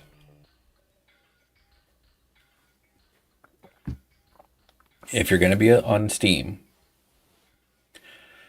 3 things matter. 4 things matter. Marketing, getting your potential players to Steam. Your Steam page, getting them to wish list and or buy. I'm not gonna say that it's a 1-to-1, but that's the thing. Getting them to actually like, okay. That's number 2 is wish list. Number 3 is to download your game, buy it, pay for it. The 3rd or 4th is to make a good game and get your players to enjoy that game so they keep that game and not refund it. I don't know what the average refund is, like ratio or what is expected. I would like to retention matters to not refund it, but if they already bought it, then you got to sale. Here's what there are people who buy games and they have like this extremely large library of games that they haven't even played yet. And 2 years from now, does that mean like they could refund a game that they didn't put 2 hours into? That's kind of like, wow. If it's good, they will tell their friends. The game has to be good, yes. Retention, though, is really just about getting them to keep playing it, to when they're done playing it, come back and play it later, kind of thing. If they have any, right? Because, ouch. What are you trying to say? Yeah, exactly. Tell their friends. Spread the word. This game is cool. That's why friend slop games are a great idea, because it takes 2 to play a friend slop game. So you're guaranteed, like if one person likes the game, they have to have a friend to play it with.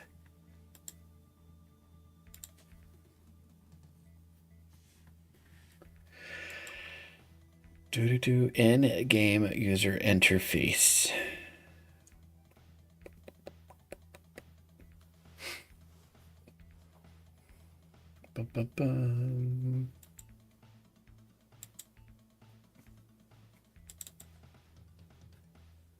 No, double clicking should open a sprite editor. I'm gonna make a thing that does that.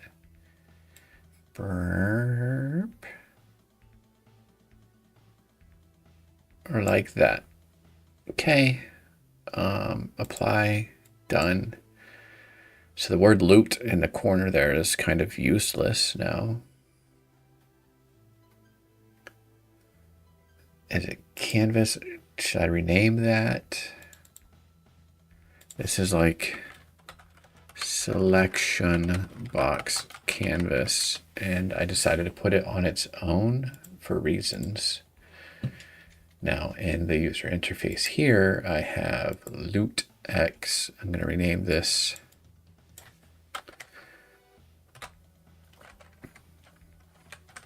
supplies X, and its graphic is going to be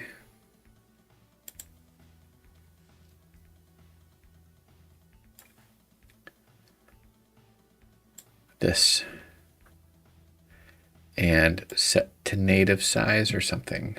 Where are you at? I guess I can go here. And do I just move it down?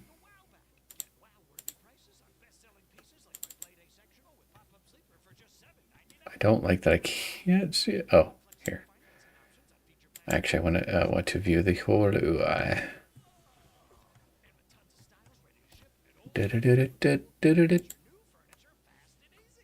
It's Bob's rental furniture guy. Discount, sorry. I was in that industry. Don't go there.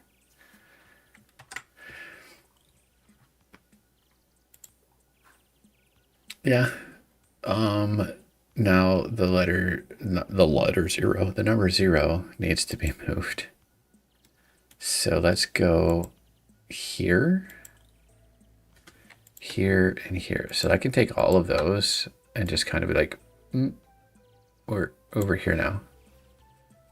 Also, I see where I messed up.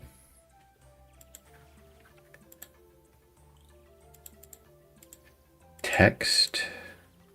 No, I can just go here, go to layer style, outer glow. Drop shadow, sorry, is black now. Okay, okay. Minimize. Save, another OK button. Minimize.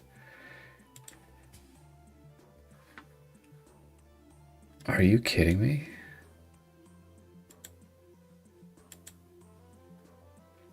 Of course you are.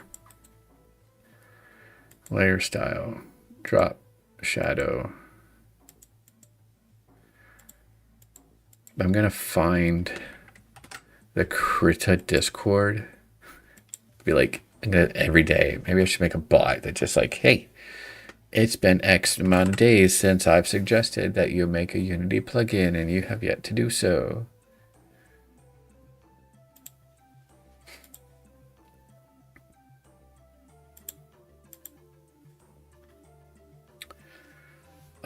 You guys should go up and over like that.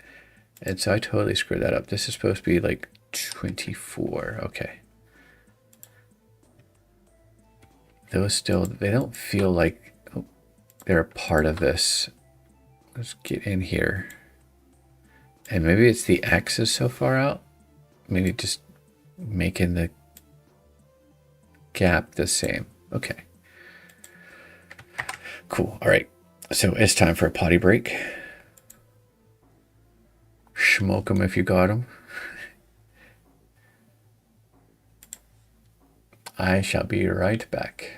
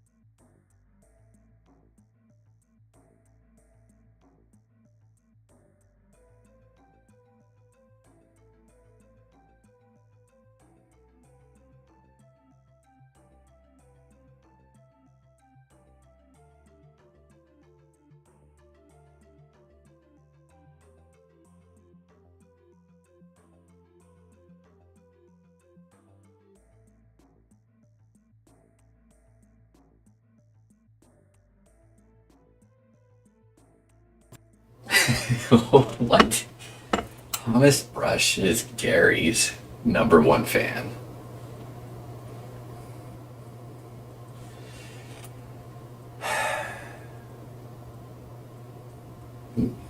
I wish. It's not the thing. But yeah, I mean, and I even commented on his video.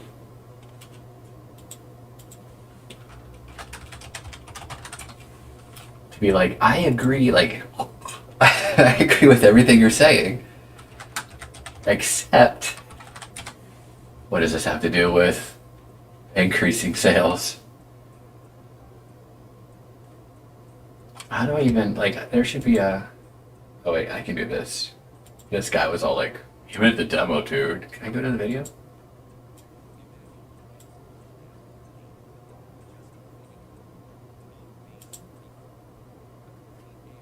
Why did you do that? That's weird.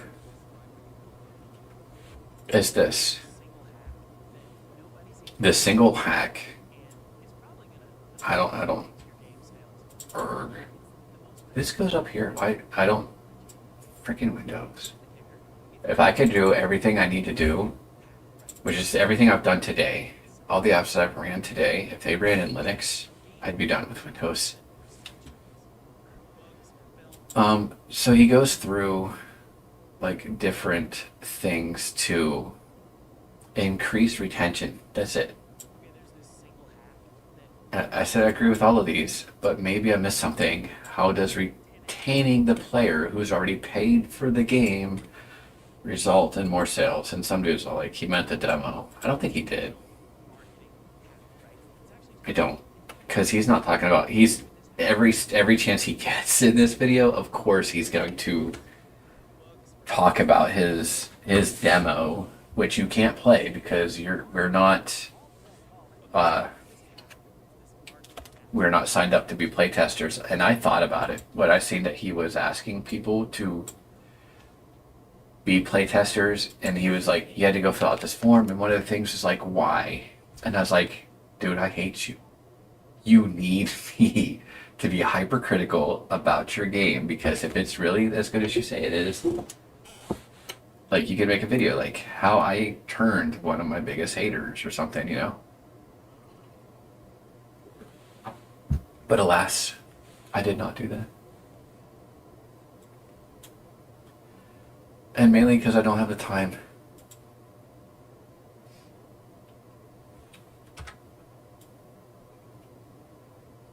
Does that look like the same size?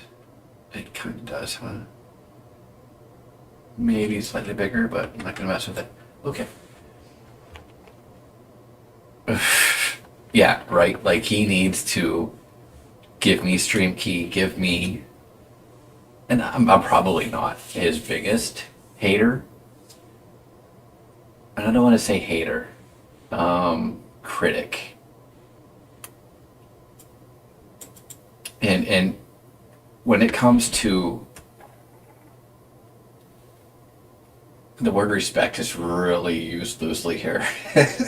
Like, respect Thomas Brush or Code Monkey.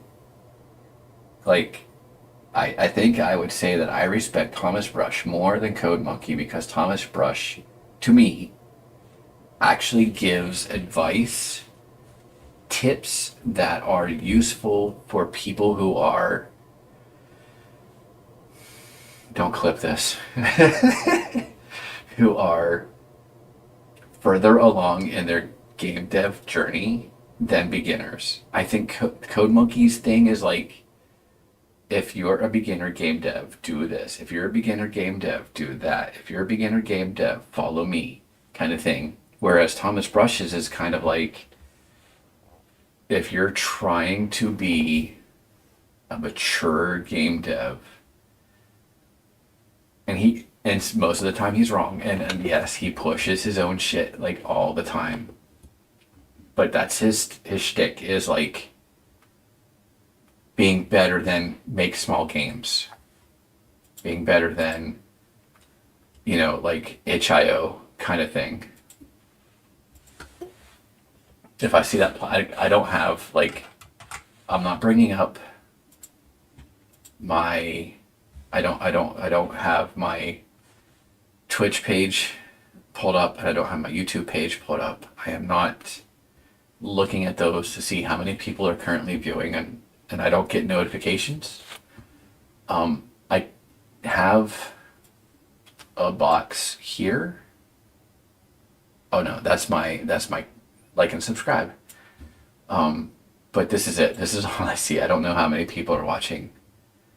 And I don't know if you clip things. I don't know if you follow. I don't know if you cheer bits or whatever. You can't subscribe, right? Because I don't, or at least on Twitch, the word subscribe.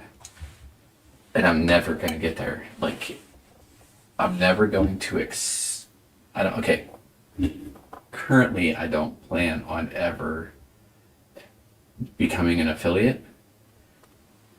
I think I'm content now in just being this as far as streaming goes. As in, like, I will probably have something else on screen. Chat, having chat on stream is something that I just added to this account. You're right there. So it's kind of hard to see what you said. So do I want to raise it up? It stays there for 10 seconds. You can stay ad-free as non. Do you get ads? I don't even know. I assume you're not getting ads because I'm not affiliate. Is that right? Or do you have like the pre-roll where you to watch my stream you have to watch an ad? I don't know what it looks like on. You haven't seen any. See, and I'm okay with that. I am absolutely 100% like, if I need or want support, to me, I think it means more for a viewer who wants to support me instead of subscribing to join my Discord, to play my game and play it every time I release a new version. So that play test it. That means more than what, 250 that I might not get because I still have to get like 250, blah blah blah, all the way up until I get to that point where what, $50 before I can cash out. Dude, when I canceled my last account, I was like $40 some, and I had to text chat with Twitch tech support because you can't leave affiliate. Yeah, 50. Once you're there, you can't just, there's no button to leave affiliate. So, and you can't cancel your account if you're an affiliate. So you have to text chat with somebody and they're all like, well, why are you doing this? And I explained why. I'm not gonna get political, but why? And they're like, we understand, blah, blah, blah. So,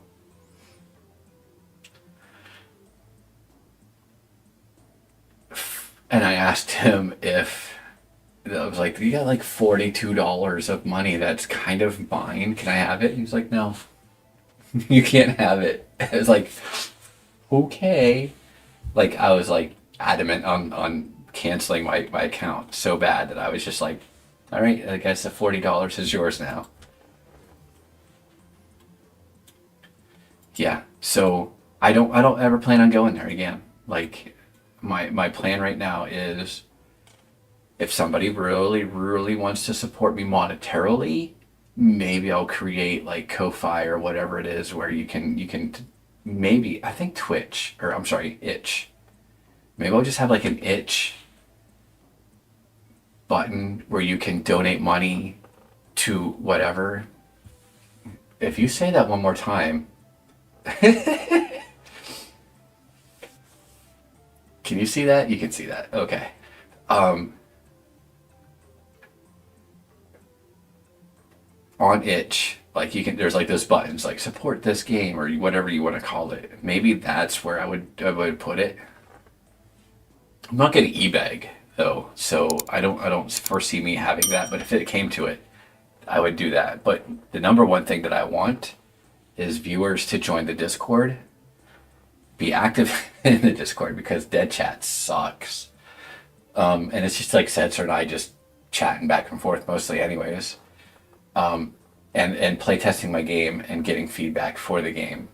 Like that's more valuable to me, I think, than money. Because it will result in money when it's all said and done. Yeah, Meg paid you on itch. Oh, I paid Meg on itch. Oh shit Boulder, was it?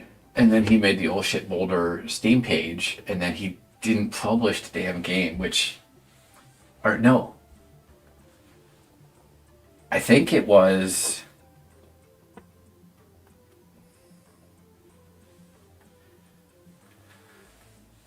what's the game where you play the dude? I made graphics for that game for him, and you have to like go through the there's like a puzzle over here, there's a graveyard over here, there's a crow that follows you around. You're at Poe or something. Town of Poe. Town of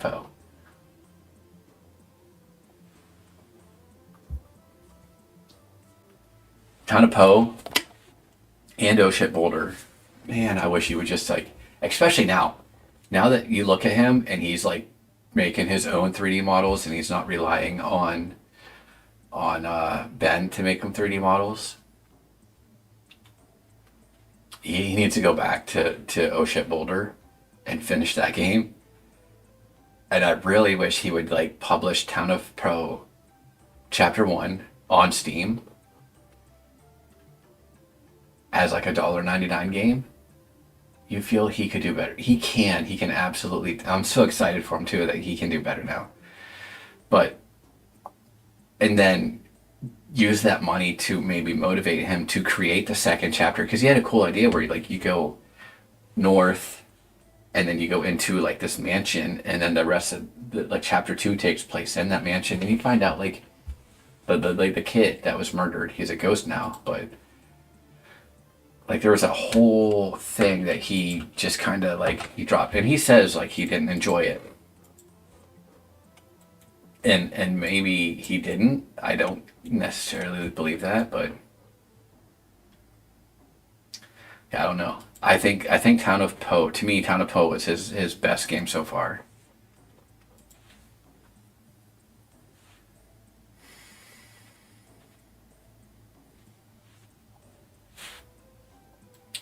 So that's the supplies now. I can check it. Like, is it like been an hour? I can check something off.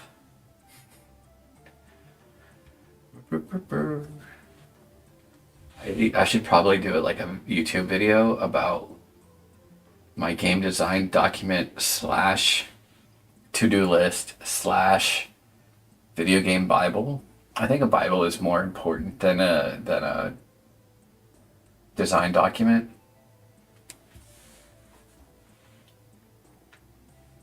If I finish this game, then I'll be like, this is what I relied on to help me stay focused. Can I say Control F and loot? Add objectives, collecting loot, and recruiting,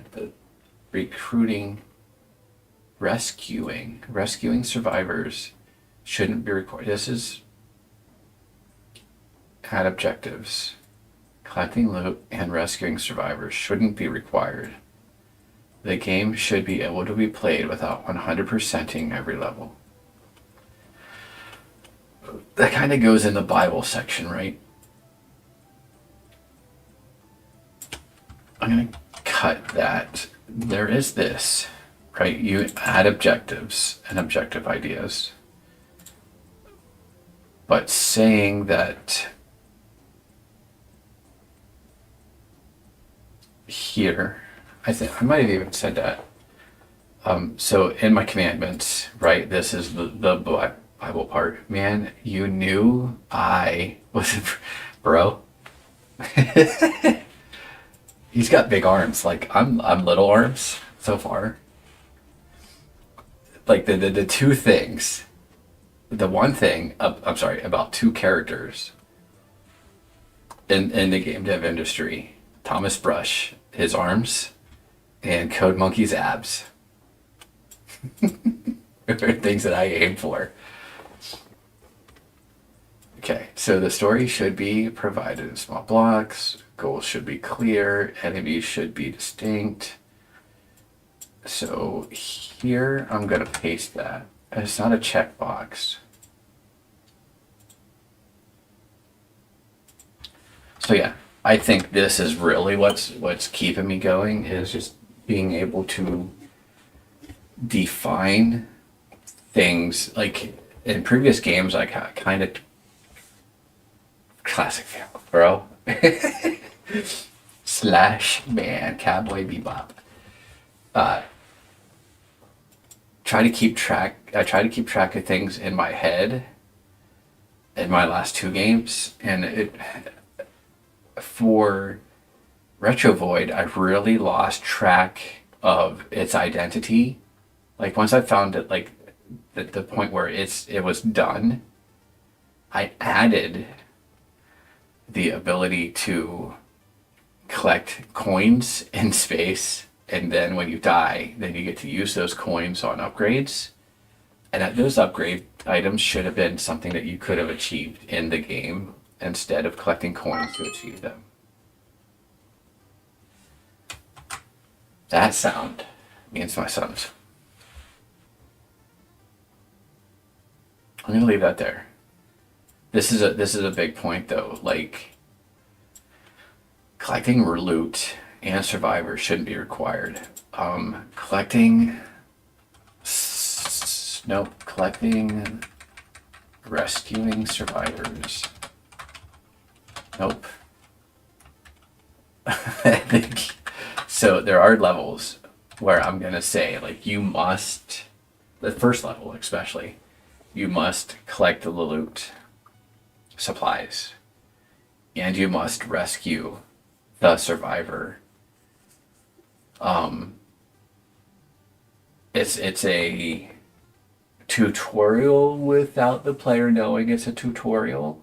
So like I have a door, and I plan on having like something fancy around the building, the door, to say like, click on here, go in here, kind of thing. And you click on it and you come out with loot. Yay. And then another door which is less conspicuous, and then your average door. And all three of those on the first level give you rewards, your supplies. So then on the second level, that's when you have the chance to try and loot a building and get zombies. And then on the second level, that's when you realize that it's not always a good thing, but you need to try. So the first level is like tutorial without, and this is one of those Thomas Brush things. Make a tutorial level without them realizing that it's a tutorial level.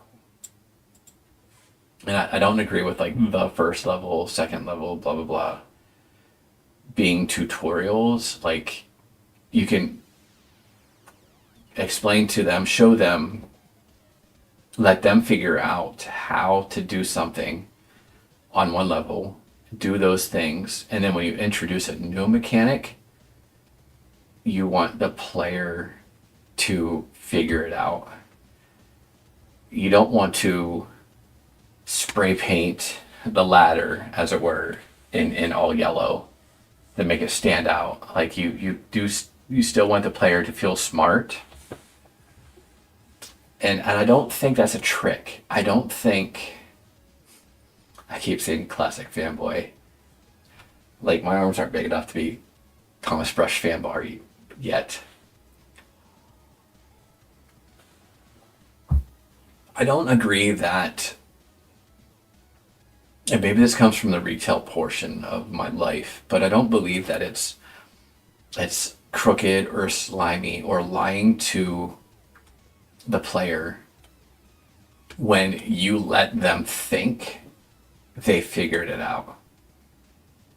So back to the yellow arrows and the yellow ladder that tells the player they need to climb up this ladder.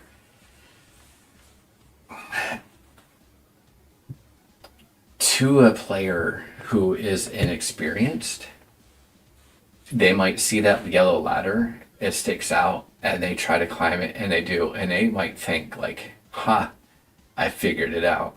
I'm smart." To experienced players and game developers, we look at that and we're like, "That's so lame. Like, are you just trying to force the player there?" Yes, of course we are, right? So it's the yellow ladders in game dev, I don't think are lying to the player to make them think they're smart. Making the player think they're smart is not a lie. That could be a lie. But it's not crooked and it's not slimy.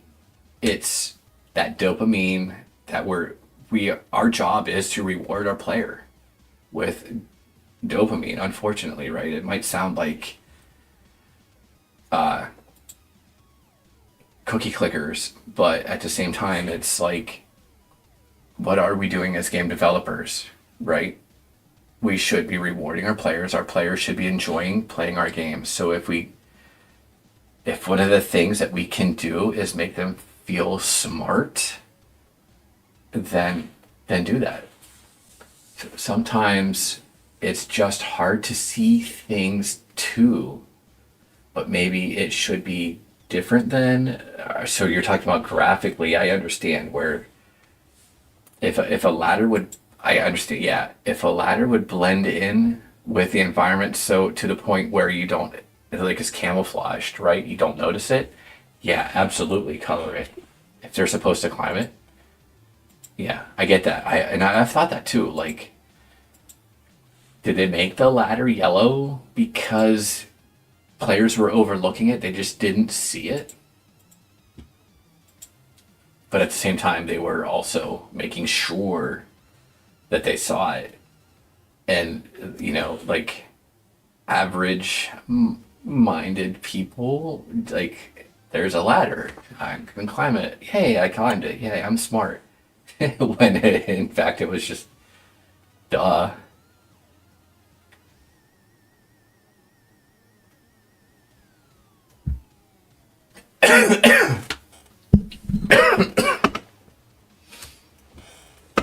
There are many, excuse me.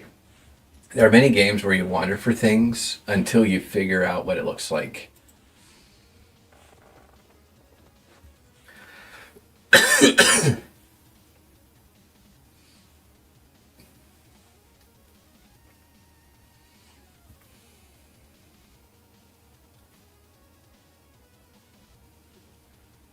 How long, though, do you wander before you feel like you got to find something? And the sooner you find it, the smarter you feel. And the longer you feel it, longer you search, the less smart you feel, maybe. But then there's this area here where you stop feeling dumb because you can't find it, and you start blaming the game, right? It's like, I can't open this door. How the frick do I open this door? I can't find any keys. I've searched everywhere. There's no keys. I don't feel smart, blah, blah, blah. And then it's like there's a valley here where then it's like, then you start blaming the game. This game is dumb. Is there a glitch? Is it a bug? Oh, I figured out how to open a door. I have to do this. Like, that was so freaking stupid. How could anyone ever think of that kind of thing? They're like the point and click adventure games. The ones that have me stumped, like the Indiana, there's like a section of Indiana Jones. You can't just leave your office. And it's like, why? And it's like, you have to get like this thing that has nothing to do with the door before you can open the door. And it's like, for a while there, you're trying to leave, and you're moving the mouse over every pixel, trying to figure out what you can click on It's like, I don't get it. And you get this thing, and it's like, now I can leave? It has nothing to do with the door. So there's that. Like Shadow... Bro, I have a save state of Shadowgate right now that my son and I were going through right now, like 2 years ago. We never did finish it. We got to the dragon at the hallway. That's where we stopped. But yeah. Good mention. Shadowgate is a good one for that. Leisure Suit Larry, maybe Laura Bao. They're Maniac Mansion, Day of the Purple Tentacle. Well, no. I'm gonna take back Day of the Purple Tentacle. I got stuck on a section for so freaking long that I've given up a couple times. I haven't passed it. And every time I get to it, I don't know what to do. That's your demise as well. The dragon? Don't tell me that. Like, I gotta figure it out. Like, I'm not gonna read, like, any guides. Because that defeats the purpose. But yeah.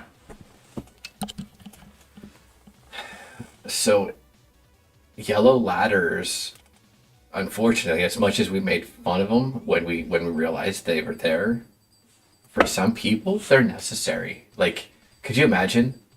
Like, if you didn't paint your ladders yellow, and somebody posted a review that they were stuck on your game, and they thumbs down wrote a big thing about how your game sucks, just because it got stuck because they couldn't figure it out. Like, that's the thing. Like, you kind of got a handhold, and so you're doing card games, and it kind of makes me think of like rubber banding.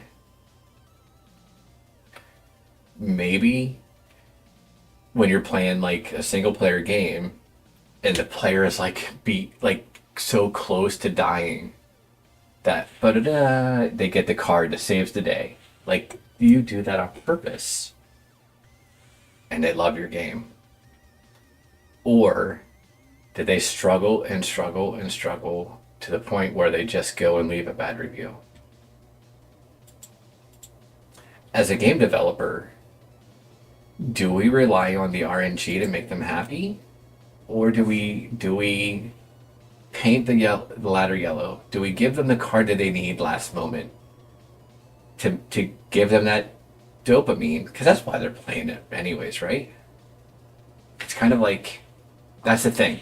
This all comes down to big boy conversations that I want to have, mature conversations of game development, where we can't rely on like what we think a game is. We actually have to actually have to think about like the player. Make the player happy. Make the player enjoy the game, because that's what they paid for.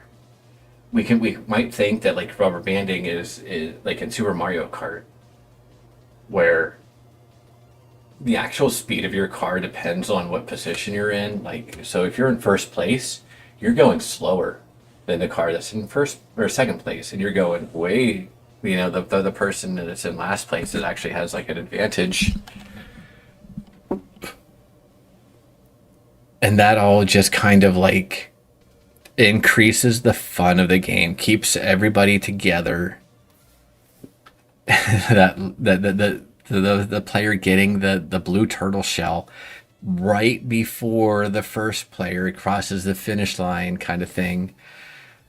That's all in design. That's all to make the game fun. You do think that in Magic Online, you don't get land screwed as much. Basically, never get a 1 or, these are a lot of words that I don't know, or land starting hand. But IRL, that happens. Yeah. So, yeah, because they can control it. They can't control what you get in IRL, but in the game, they can. And that's kind of a thing like we have to think of as game developers.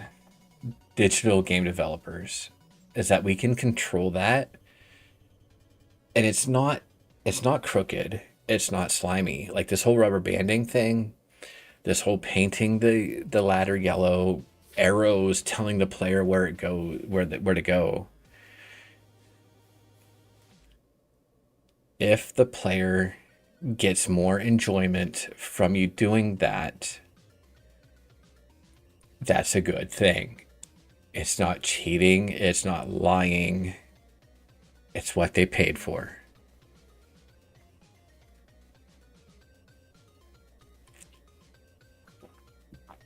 And that's not necessarily like the mature conversation that it is what it is. It's figuring out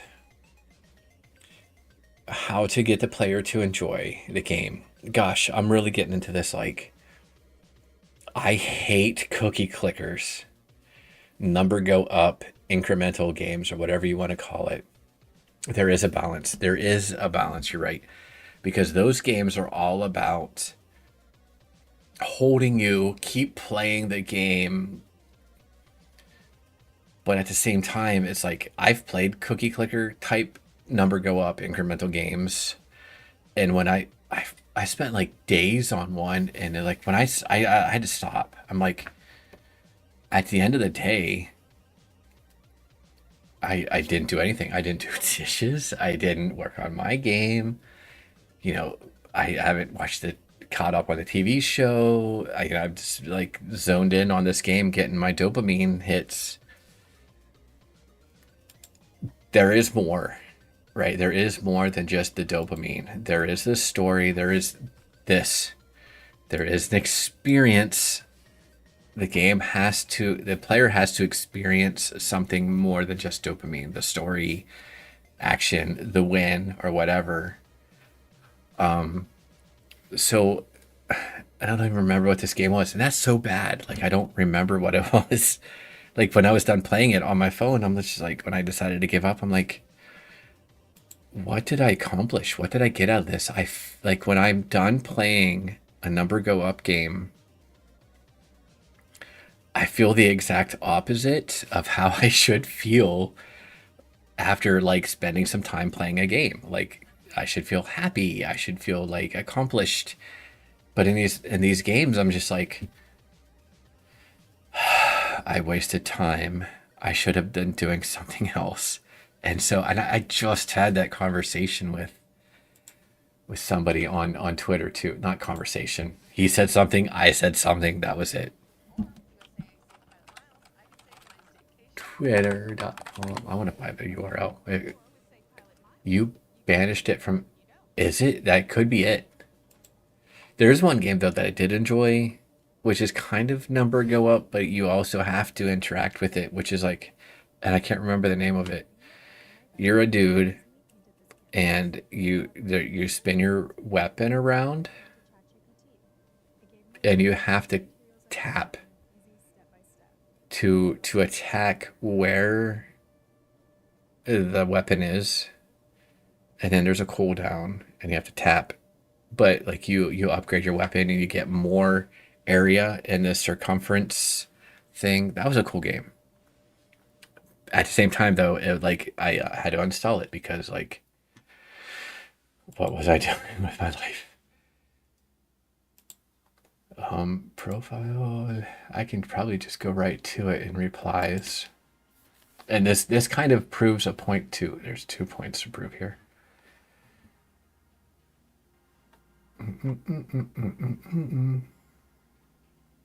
Oh, what? Did I not reply? So somebody... Oh, it was the red balloon guy. Here we go. Speaking of, I don't get the appeal of incremental games. And just as I said, I don't feel happy playing them. In fact, I feel the opposite. I won't make one. I'll probably suck. It'll probably suck because I don't get the appeal. Now, I get the lock you in, give you the dopamine hits. But there's a difference between making a good game and making a cookie clicker game. Like, you have to figure out how to give them the experience, and none of this other stuff matters, right? This is just my experience, and is something that I've added to this.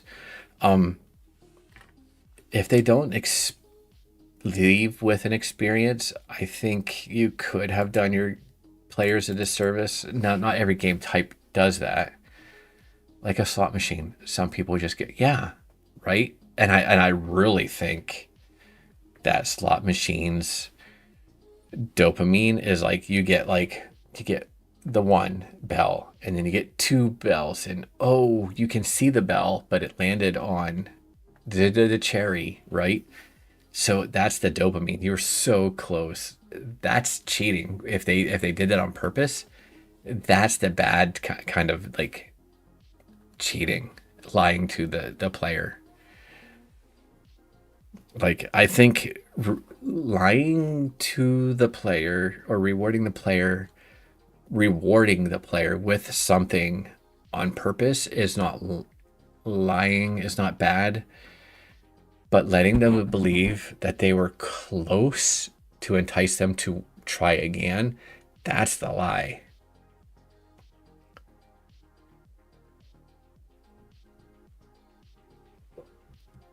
And it slows down. Yeah. Yeah. So slot machine games that do that, absolutely. I totally, I don't get it. Like those, like slot machine games, and these, the number go up, incremental cookie clickers or whatever. I can't get behind, because they have nothing to offer the player besides dopamine. And I think dopamine, I'm gonna stop using that word, rewards with progression. Is that even the word? I don't know. It's just okay. So what it all comes down to, I guess, is that I do not get the rest of cookie clicker games, because I don't think they're games. It's kind of like and you might experience where you're at, the skill games, physical games that are in buildings. Like here in my town, they're popping up in stores all over the place, like the mom and pop shops. They have these skill games, which are borderline gambling, but they're not gambling games because that's illegal here. So they're skill games, and they're kind of like fancy digital slot machines. And I'm pretty sure that they're absolutely 100% rigged dopamine drips to get the people to keep putting freaking quarters in them. Bingo, but bingo's not controlled, right? Bingo is not designed in a way to get you to have 4 spaces but not 5, right? Because it is completely random. But these digital slot machines, I think they are designed to get you, yeah, no skill unless you can read player cards. Yeah, they are designed to get you to get so close, and maybe you win a little bit here and there, and that jackpot though is like looming. One more time, one more time, one more time. Yeah. So anyways, let me hit the can real quick, and I will be back with final words.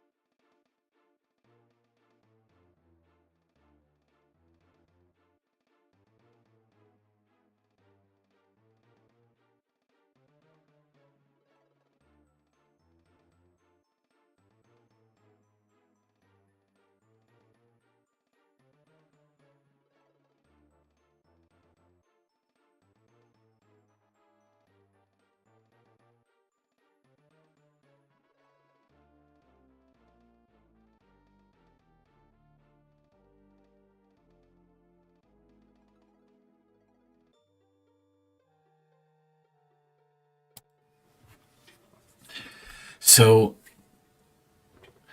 what would be even crazier is if they track the people and change it to their limits.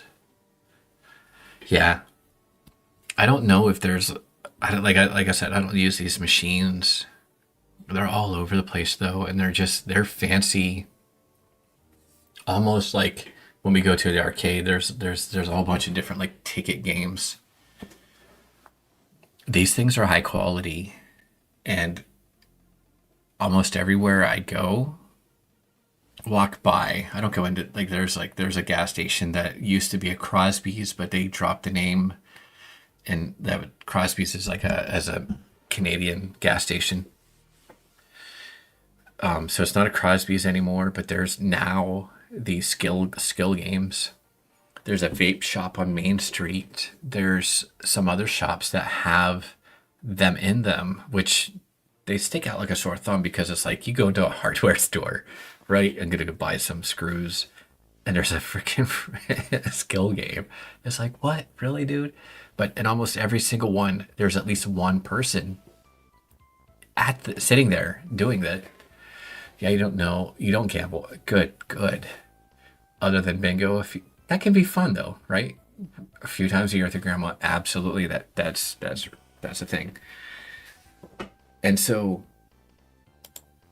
they're high quality machines, and I wouldn't be surprised if they could figure out like who you are. They probably could have cameras and facial recognitions, and like you go to one place and you spend so much money, you go to another place and you only spend a little, and then you go to place 3 and it's like, hey, this person spent a lot of money here, so let's replicate that play style. That's so bad and that's so crooked.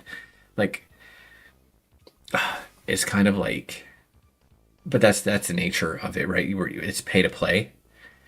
Whereas the world that you and I live in, I think, once the player pays once, they should have the entire experience. That's my goal, at least. And so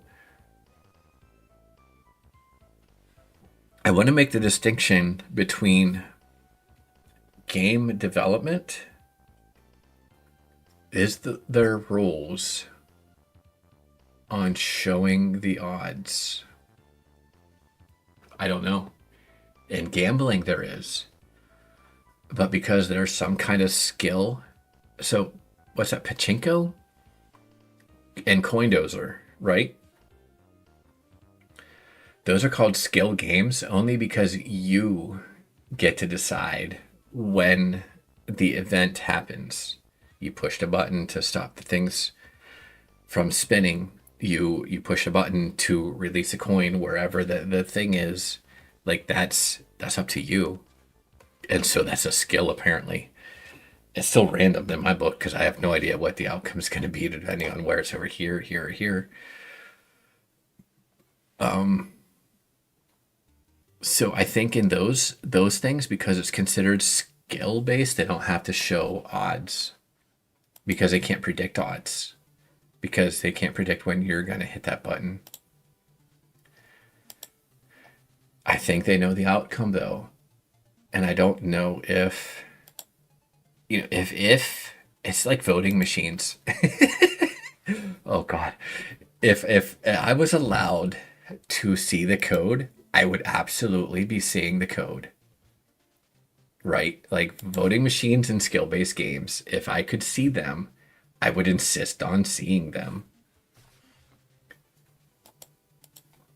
Gambling without saying it is gambling without saying you're gambling. Is horse betting skill based, or is it gambling?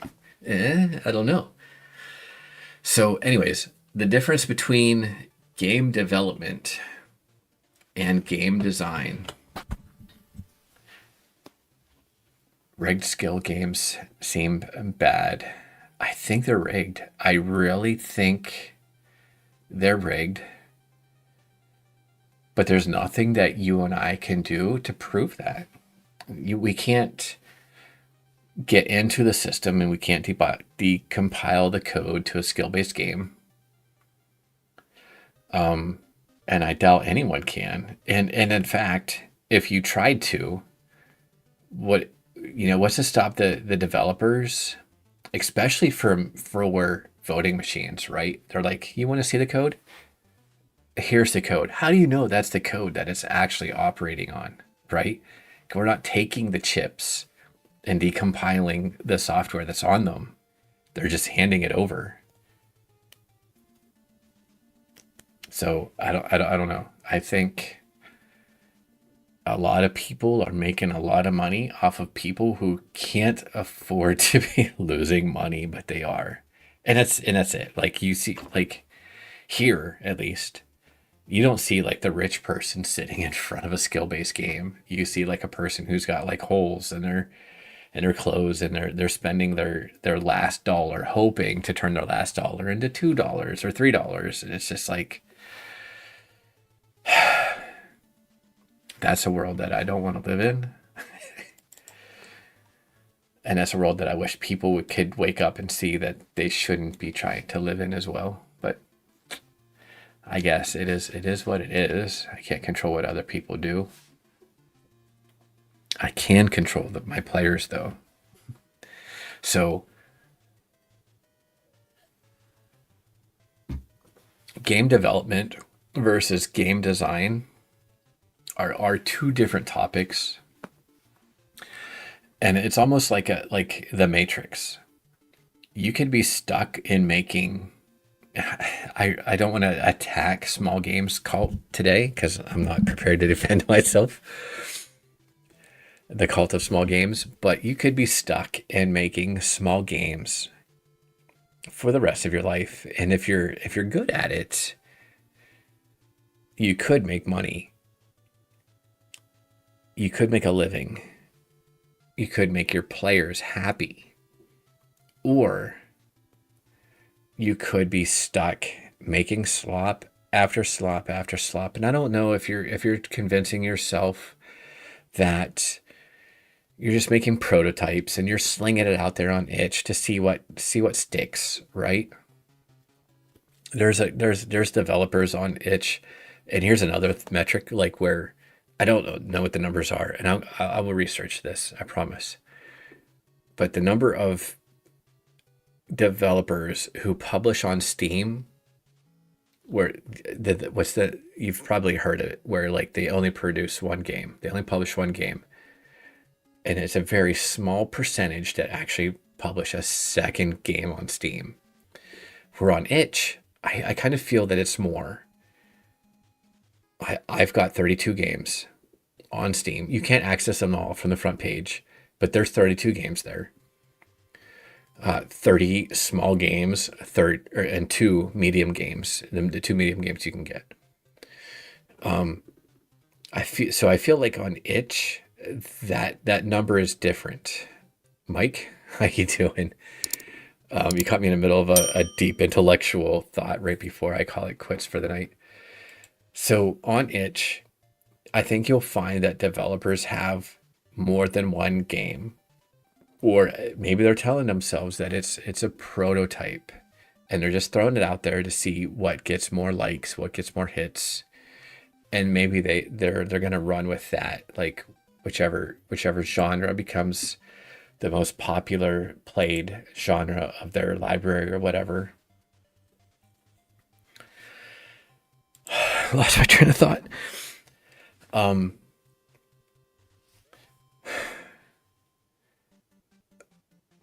But I think that developers on itch get stuck in this make small games mindset. Itch is also free to upload to, yeah, even if it was $1 to publish, there would be less game. Oh, you think if I had to pay $1, I don't. That's classist. I don't feel that I would have any less games if it cost me $1 to publish a game on itch. But you're right. Game jams, if it cost you $1 to participate in any game jam that you wanted to participate in, would it would you be less likely to publish? That's a good point, I guess. The other side of me says, and I think it was Birder maybe that brought up this point, that it should probably cost more to publish a game on Steam. $100. Maybe that's a struggle to convince our significant others. But if we really believe in our game and we really believe in its success, maybe we'd be willing to pay $200 or $300, $400, $500. You are coming into the middle of this, but from what you understand, small games versus big games in terms of indie games. So yeah, let me get to this. I think that in terms of game development versus game design, there's kind of like this matrix layer where a developer is only a newbie, I guess. And I published 30 small games. You get to a point where you've got to take, like in the Matrix, the red pill or the blue pill. And there's a time in your life. I think I'm at the stage in my life where I've taken the red pill and I'm done making little games on itch. I'm done playing game developer kind of thing where it's time to get serious. And I think every game developer who's been in the industry for as long as I have, at least, or even less time, can say, okay, enough is enough. I'm done making these tiny little prototypes. I'm lying to myself by saying they're prototypes because they're actually games that I wish were successful. It's time to go all in, right? And so we hear that it's like success is rare, and like the videos lately, they all have been like rehashing the same sentiment where it's like only 10% make the $100 back from Steam, and only like 70% of that make like $500, and only like 10% of that make $1,000. And they want to, a lot of the YouTubers want to highlight the failure possibility. It seems like every time we turn around, though, there's a success. That Tangy TD guy, who, first of all, like when he made $30,000, his wife was ecstatic. She gave him a big hug on stream. That's a win. But now he's got $250,000, $500,000 from his game that he spent 4 years on making. We have people on YouTube who are trying to convince you to make small games, to spend 2 to 3 months on making a game, sling it out there, and maybe it'll fail. Of course it's going to fail. You only spent like 3 months making it. You expect it to be a success? And that's the problem, I think, where two things.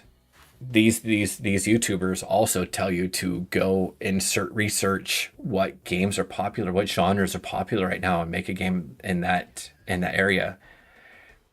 And as we just talked about, I don't make cookie clicker, or I don't play cookie clicker games. I don't enjoy cookie clicker games. I feel bad about the time I've wasted playing cookie clicker games. I am not going to be able, as much of a good game developer, good game designer I think I am not going to be able to make a good cookie clicker game because I don't get the genre. I don't understand it. I don't know why people waste their time with it. With that said, I don't agree with the YouTubers telling people to research genres and make a game in that genre that's doing well. I think, and I know, I have a son who's 19. He's got friends. They're all gamers. They know that, and you just talk to them.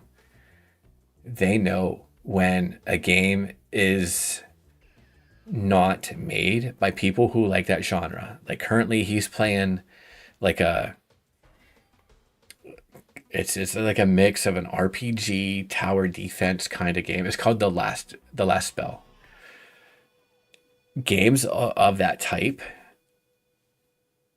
that are made by people who are just chasing the genre, chasing the success, chasing the money. They make games that are hollow feeling. They're just missing the thing, right? And gamers can tell.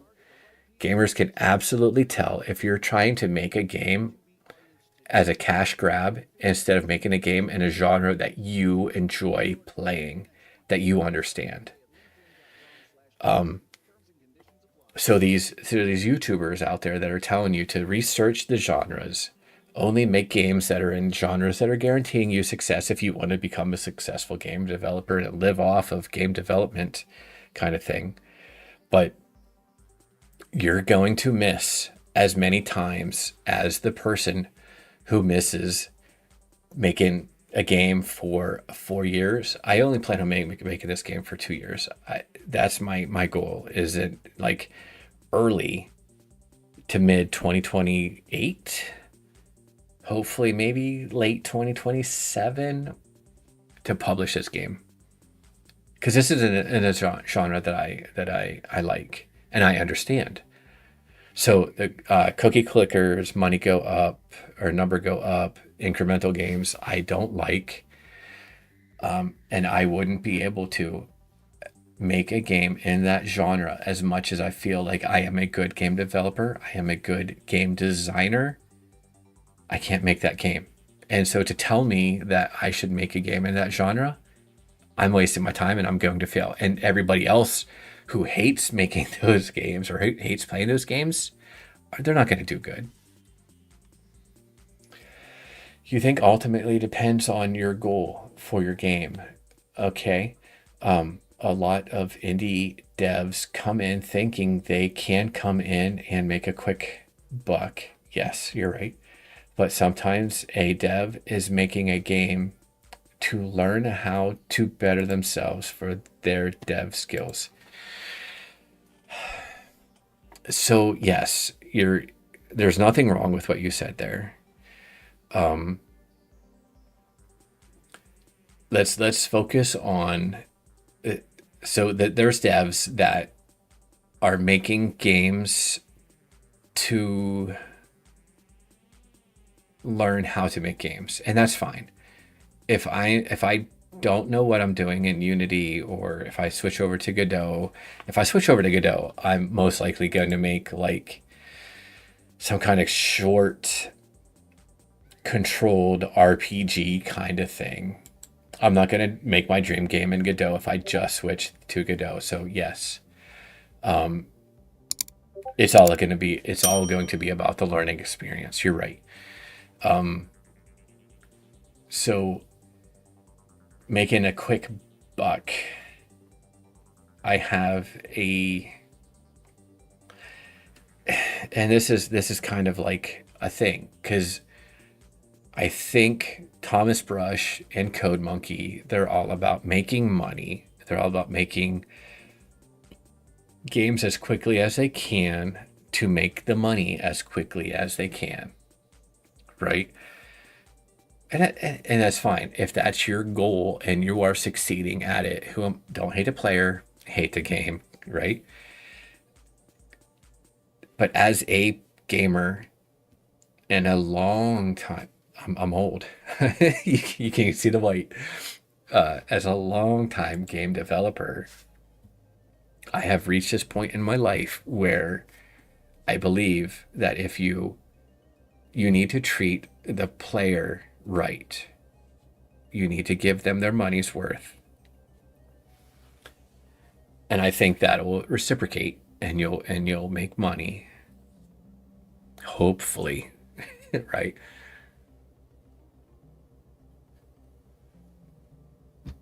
Your name hasn't always been set, Daddy, has it? Let me scroll up here. Your color just keeps changing. I don't know why. Maybe you do it. If Steam dropped the publishing fee to $1, that shit would get flooded. You're right. With so many complicated tutorials and asset pack demo scenes. Yes. Yes. And that's where Butterbean, whatever he calls himself. I wish he, speaking of mature game dev, I think he should change his name. That's where he is right, though. If it was $500 to purchase on Steam or to publish on Steam, the quality of games would instantly go up, because these pump and dump developers would realize that they're losing money now, and most of them aren't losing, but to some of them, $100 isn't much. You get a publisher or whatever who's willing to put your game up there. I don't know. Yeah, that's where you're at. Where are you at? It's this game or no game ever. I have two more. I have two more dream games that I want to publish. One is a dream game, sorry, and one is a genre that I enjoy, but I don't have a solid foundation idea for.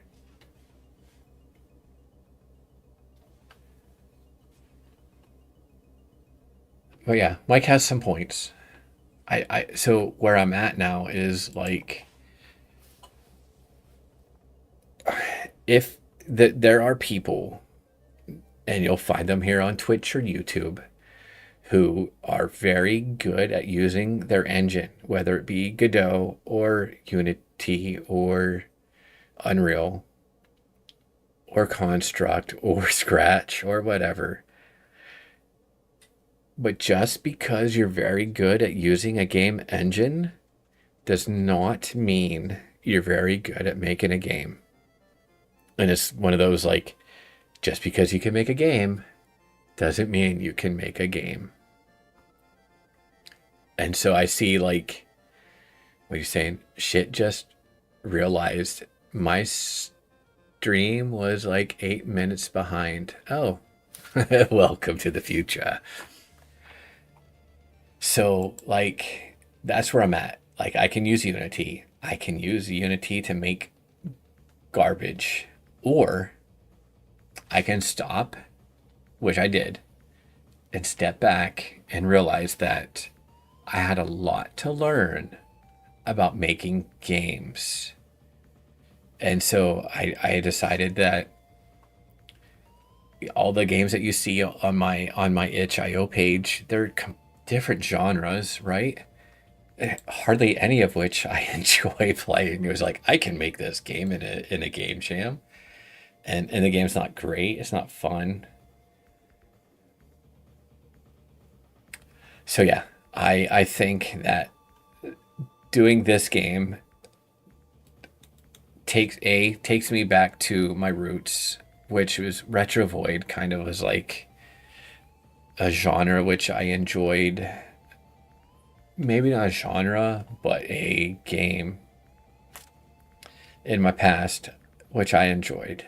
Beyond Asteroids for the Atari or the arcade, there were other games that were like that, which influenced this.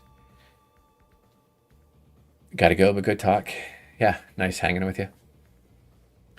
That influenced that game.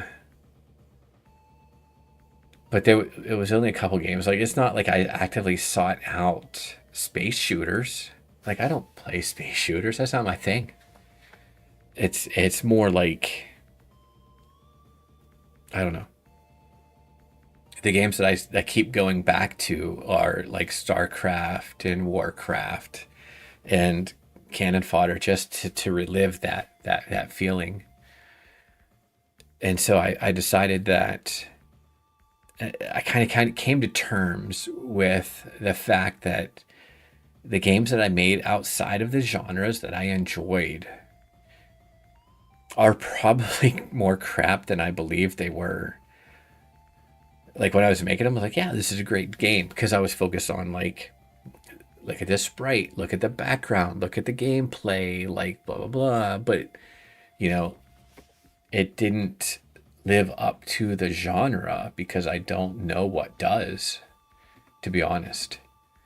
And so yes, I think that number one, to be, and I don't want to use the word successful, to be true to yourself, to have a better shot, maybe you make the game in the genre that you understand. Maybe even, I say I don't make cookie clickers because I would do it as a service. I don't understand the game, but maybe that's it. Maybe you don't have to. Maybe cookie clickers are such a bad genre that anybody could make that game. The games outside what you know are probably more fun to make because it feels more new. Ooh. Yeah, maybe. But the thing that I've come to realize is like,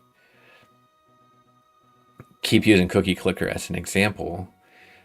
I don't know what makes those games fun because I don't find them fun. And I could do like fancy graphics and smooth and juice and all that stuff. And to myself, it looks like a good game. But you'll often play games, especially on itch.io, that are not, they don't live up to the genre. They feel hollow. And maybe as gamers, we play the games and it's like, ugh, it's missing something, that it's just not, maybe we chalk it up to polish or whatever. And yet we do. And that could be right, because like, how many times have you seen like Unity default scroll bar as a progress bar? Like, that's the thing. We put the scroll bar up there, we remove the little slider thing, and we call it a progress bar, and that's good enough. And that's the indicator, I think, that we need to be mature enough to see that when we're doing stuff like that, we're doing it wrong.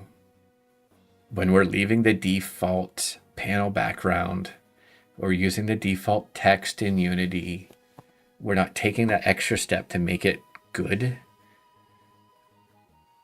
And we're thinking that it's good enough. That's when we have to realize that we don't know what we're doing.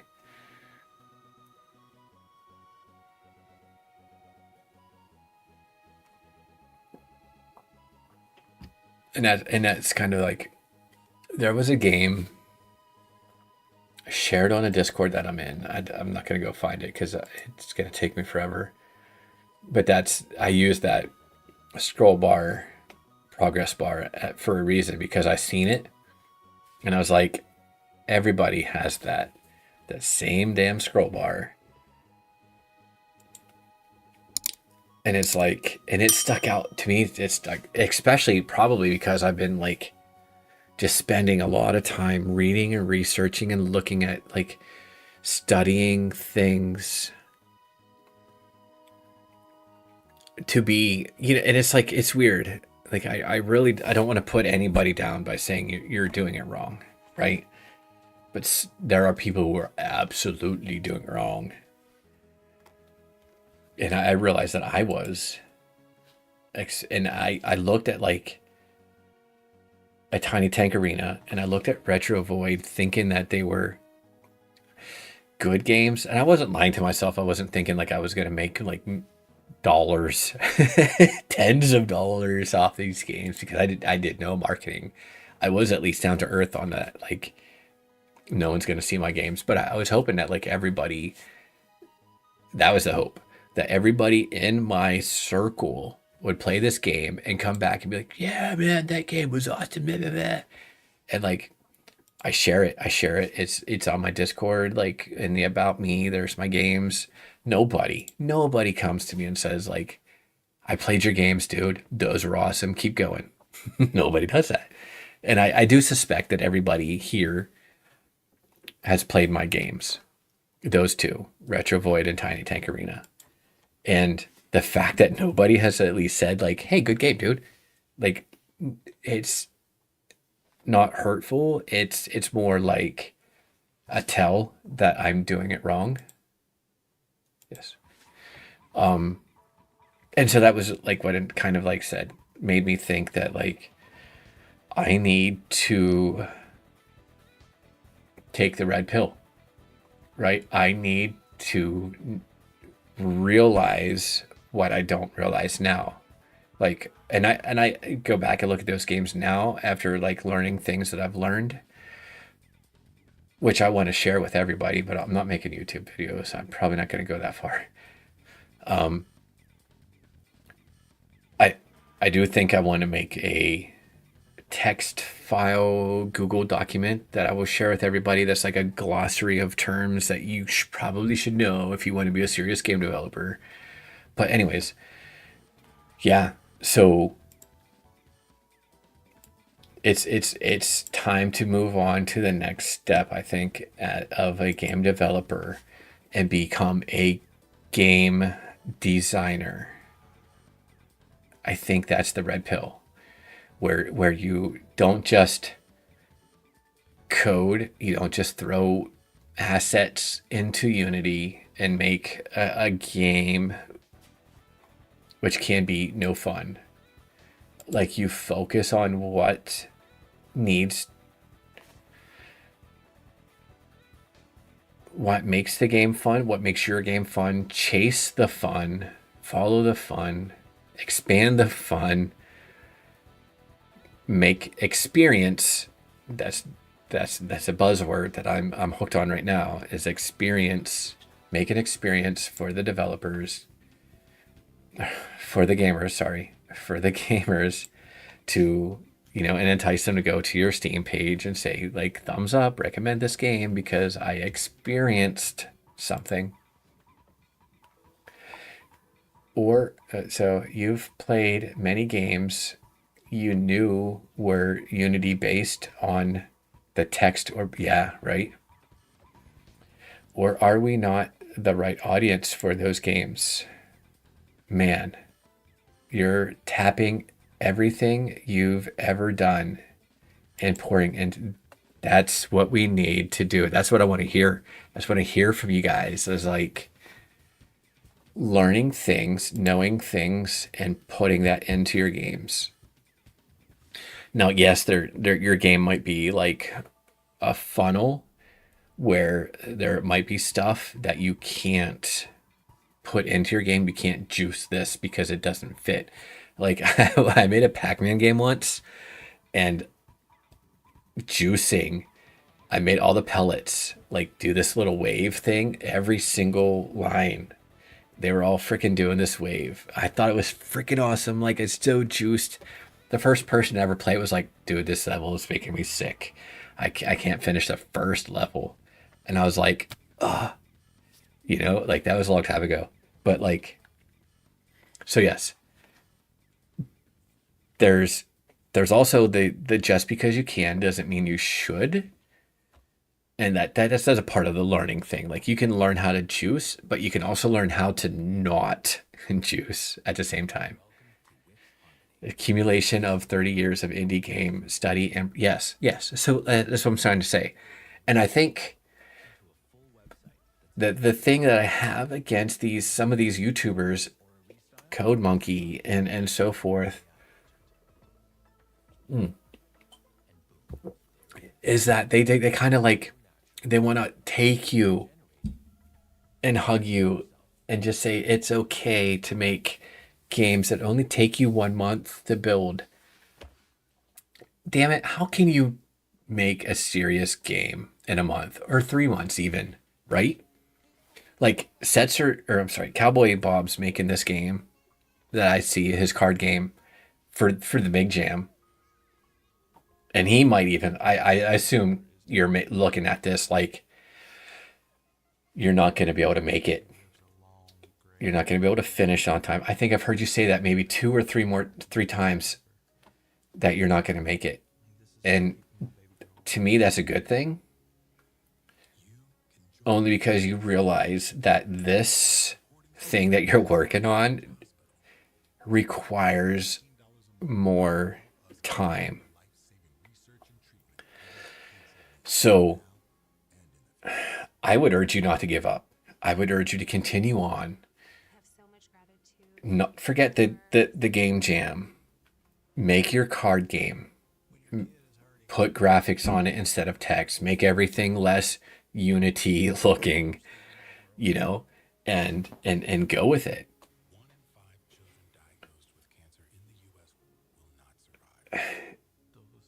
The Lost Relic. He's been what 2 years? Is that what I saw? 2 years on his platform game, side-scrolling platform. But it looks freaking not sure what new you have to offer. Then think about it.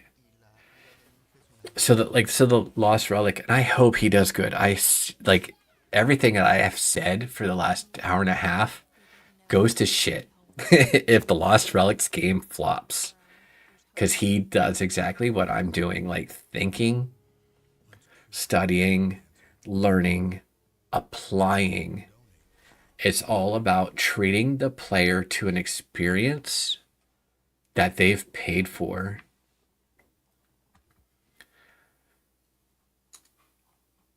And if so Tangy Defense, that guy spent 4 years making his game. He made $500,000 so far, probably a little bit more now. That's a success. $500,000 is his. That's, what is that? Like $125,000 a year. That's more than I make. Like, I don't know. To me, that's a success. And he might, after time, the time is up, he's probably $750,000 into that game. That's a huge success. 4 years into that game. And so I kind of touched on it at the beginning of this talk, where these YouTubers that tell you to make small games, the cult of small games, tell you to just pump out these games left and right, and maybe you'll make $1,000 here and a couple $1,000 there. You won't have any hits, but you'll be able to live on the salary of an indie game dev. And I don't know, if I charge $14.99 for a game that I only spent 3 months on, and people are like, yeah, I get, maybe let's say $9.99 on a game, and they're like, yeah, it's okay. Or I charge $14.99 on a game, and people say, yeah, this is a great game. I'd rather be that guy, right?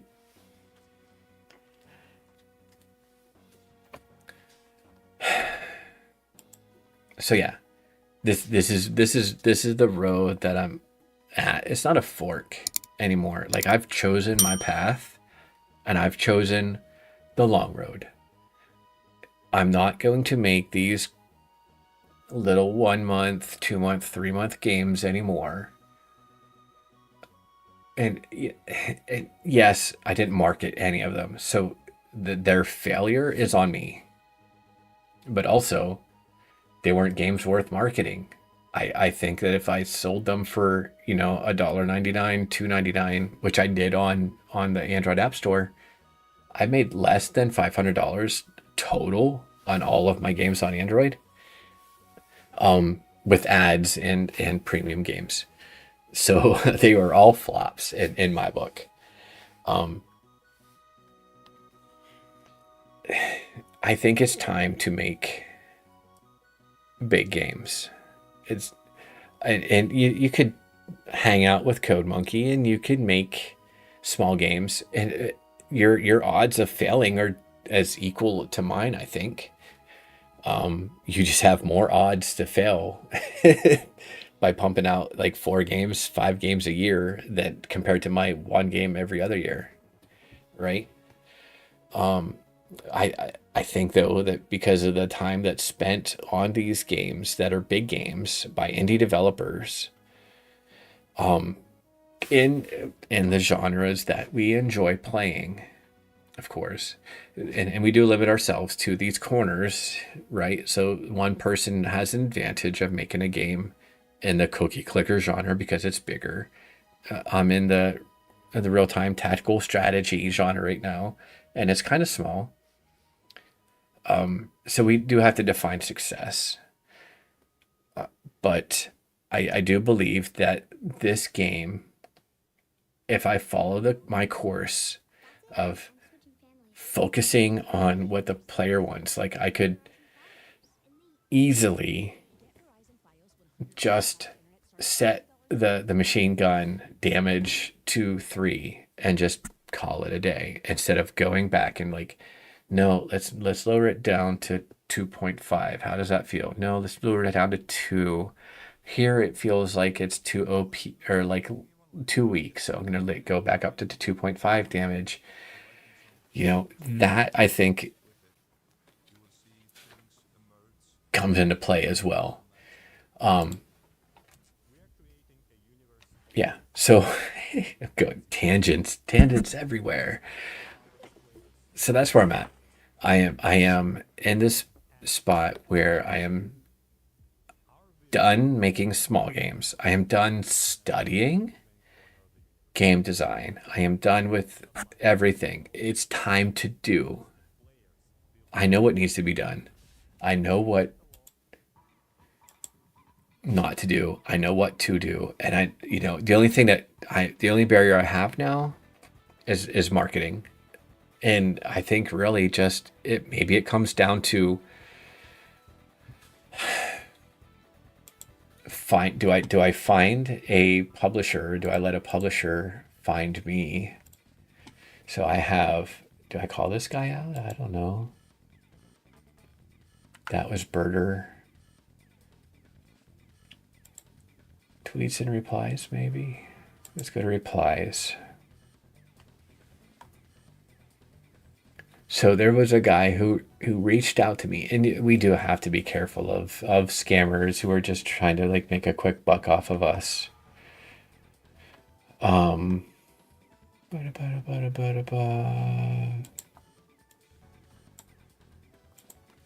keep trying. Keep tweeting about your game.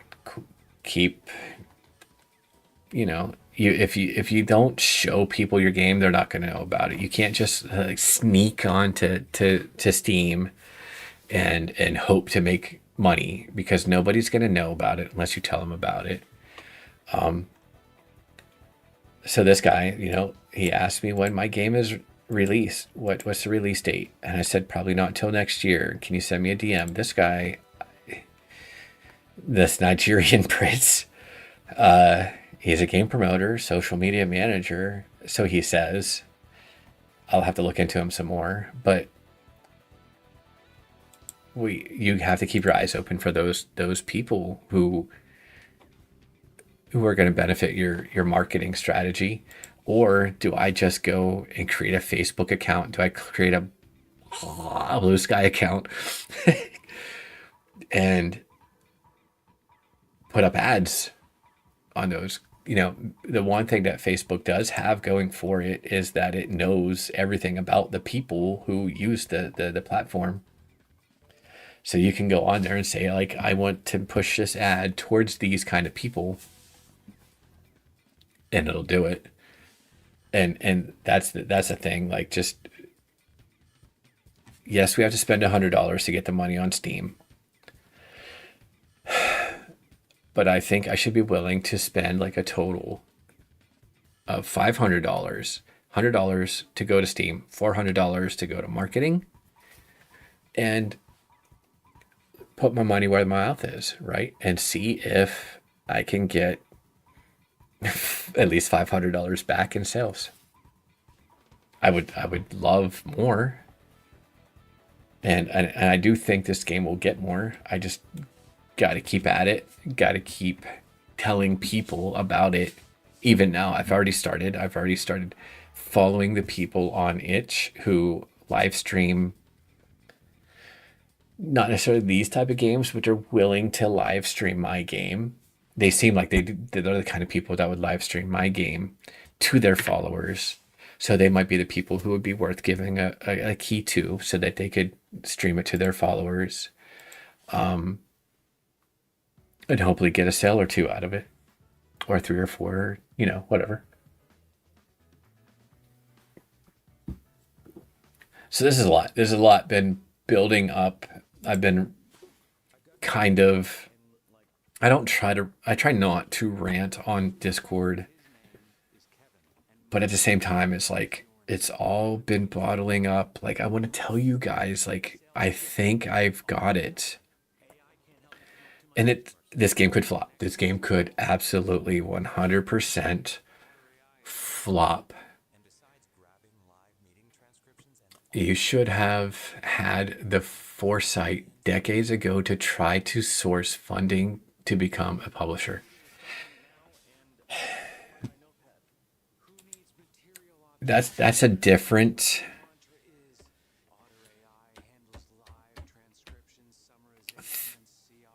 This YouTube video could be killer. Mine? Don't. Don't share. You should have had the foresight decades ago to become a publisher. It's not too late. Late nights with Gary. Yeah, right. I thought about that too. Like, I don't think that I have the time and attention, energy to make Proper Duck a publisher beyond my own games. And I have thought about, like, what do publishers have to offer? And most of them are like money, right? They want to give you money in exchange for basically ownership, I guess, of your games. So there's, what's it called? Go Left First Publishing, which is Indie Gamiac's thing, and he's, as much as I would love Indie Gamiacs to like take game development by the balls, he is not present enough. He, like, his Discord is like dead chat, and then all of a sudden he'll be like, hey everybody, I released a video of me playing this game, I'm trying to promote it, blah blah blah. And it's like, it's been like a month since I've seen anything from you. Like, I just can't. And I was all gung ho, like, this guy is the guy, this guy is the one. And it seemed like right when he got hacked, when he agreed to play this game, the Unity logo came up, and then it went away, the game crashed, and then he could no longer access his Discord. And that was like when his fall off happened. And he's been trying, like, he's like, doing streams occasionally, but not enough. And I think anybody could become maybe a successful publisher if they were just present. And there are a few. What's it? Well, the real life fake wizard or whatever. Like, every video he does, he pushes an indie game that he doesn't make money from.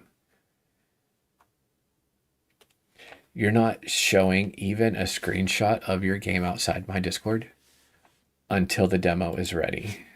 I'm a little, very small percentage of me, like maybe 5%, says, should I share as much as I'm sharing now on Twitter? Like, is there somebody, because there are people out there who could make my game quicker than I could. Like, I've spent here for like a freaking hour and a half just chatting, staring at my game design document. Somebody could be like taking notes, right? I'm not worried about people trying to pirate software. I need you to elaborate on that.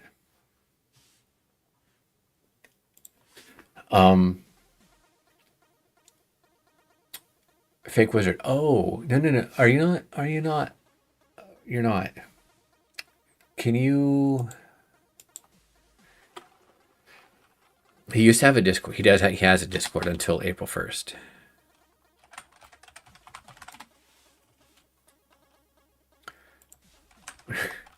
Real life fake wizard.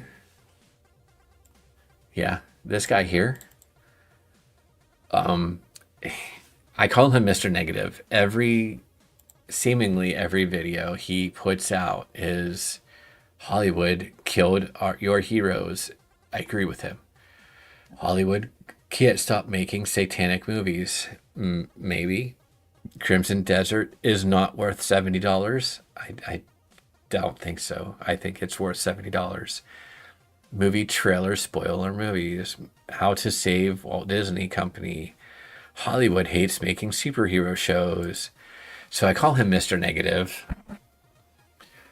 He's got a decent sized following.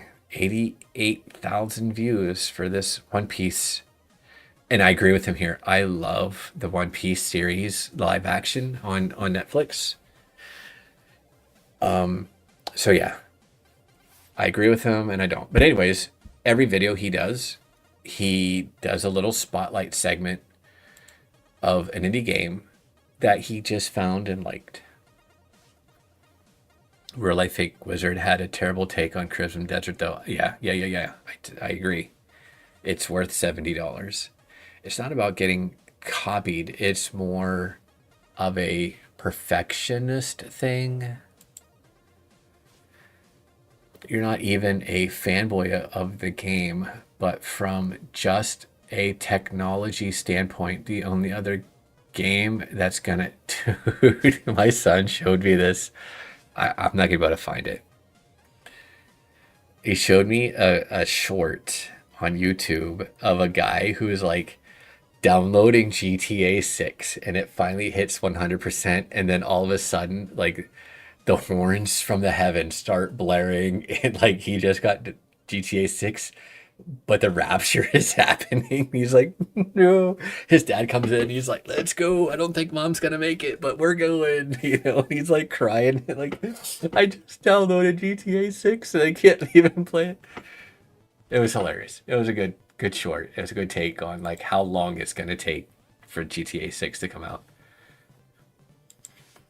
I don't know if I can appreciate games though for their technological advancements when I come from an age where I enjoyed games that I just showed you of next to replacing ASCII characters with custom characters. And you know, my first game that I made beyond text adventure was an ASCII game where you had the characters 001 and 002 as the smiley face, and you know, press left and right to move it around, and like there's little Y's are the bad guys, and they come down, and like if you try to attack, then the slash pipe slash dash, you know, would run around your character as an attack. One of the betting sites had Jesus coming back before. Yes. Oh, what is that thing called? Where you can bet on anything? Yeah. The return of, I saw that here. The return of Jesus before GTA 6. You can bet on that. How do you win? Like, if you bet on like Jesus returning before GTA 6 and you win, it's like, yay, I win, but like it's happening, so I don't care about the money anymore. I don't know.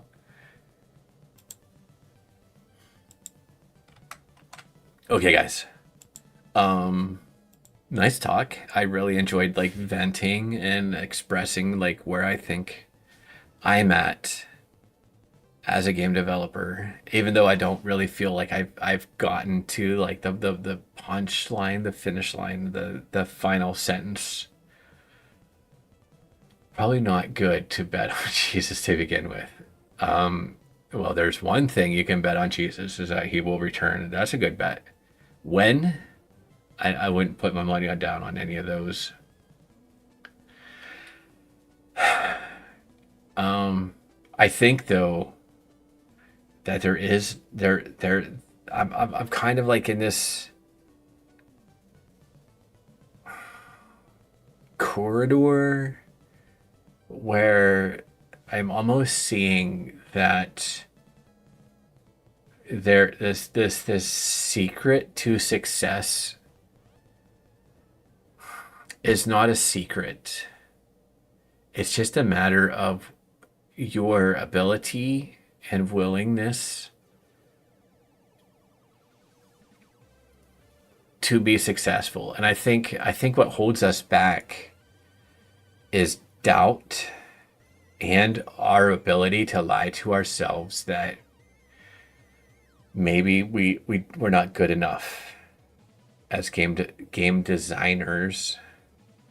Like we can all develop games. We've got ChatGPT, we've got Google, we've got whatever at our disposal. We've got these engines like Unity. If I had Unity when I was 16 years old, 15 years old, and publishing my first game, holy shit, dude, I would make some awesome shit. But no, I had C++, and I was making text adventure games and ASCII games. Anyone can make a game. Anyone can make a game. And I'm not even going to call it a game. Anyone can publish something with these engines. It's just a matter of being mature enough, understanding enough to become not just a game developer, but a game designer. I think that's where the secret is. I think we just need to stop making game jams, stop being game developers, and become game designers, appreciate our players, and marketing. Marketing, of course, that's the thing. Like, no matter how great you are, there is that chance that nobody will see you. And I don't have marketing pinpointed down yet, but pay attention, because I'm going to find out. That's my goal, is to at least try these things. If I put up an ad on Facebook, I don't have a Facebook account right now. I'm gonna have to make one. And Bluetooth. I can't stand the thought of being Bluetooth? Blue Sky. Blue Sky. I can't stand the thought of being on Blue Sky.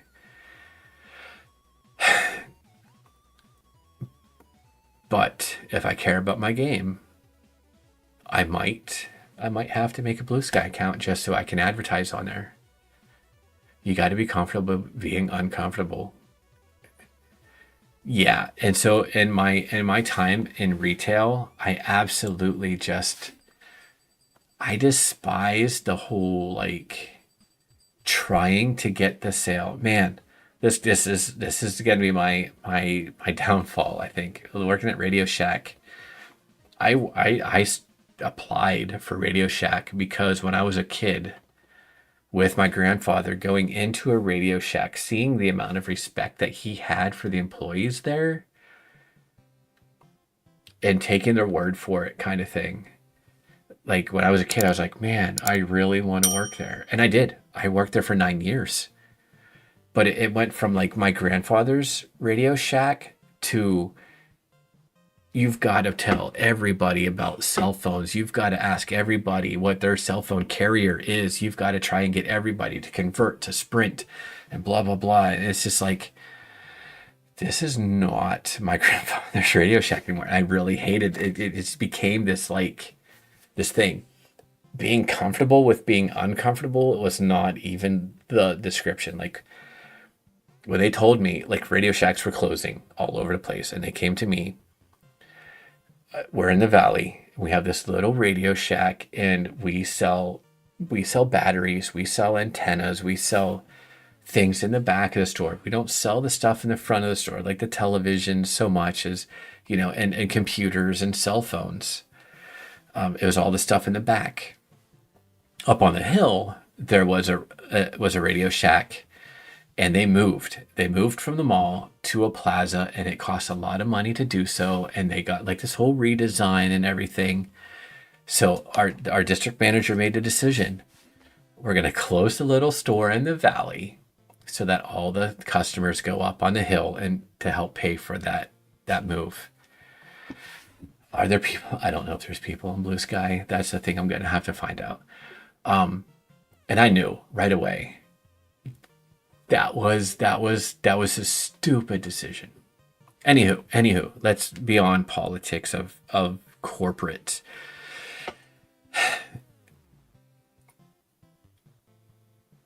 I don't want to do the slimy thing of trying to sell people on lies.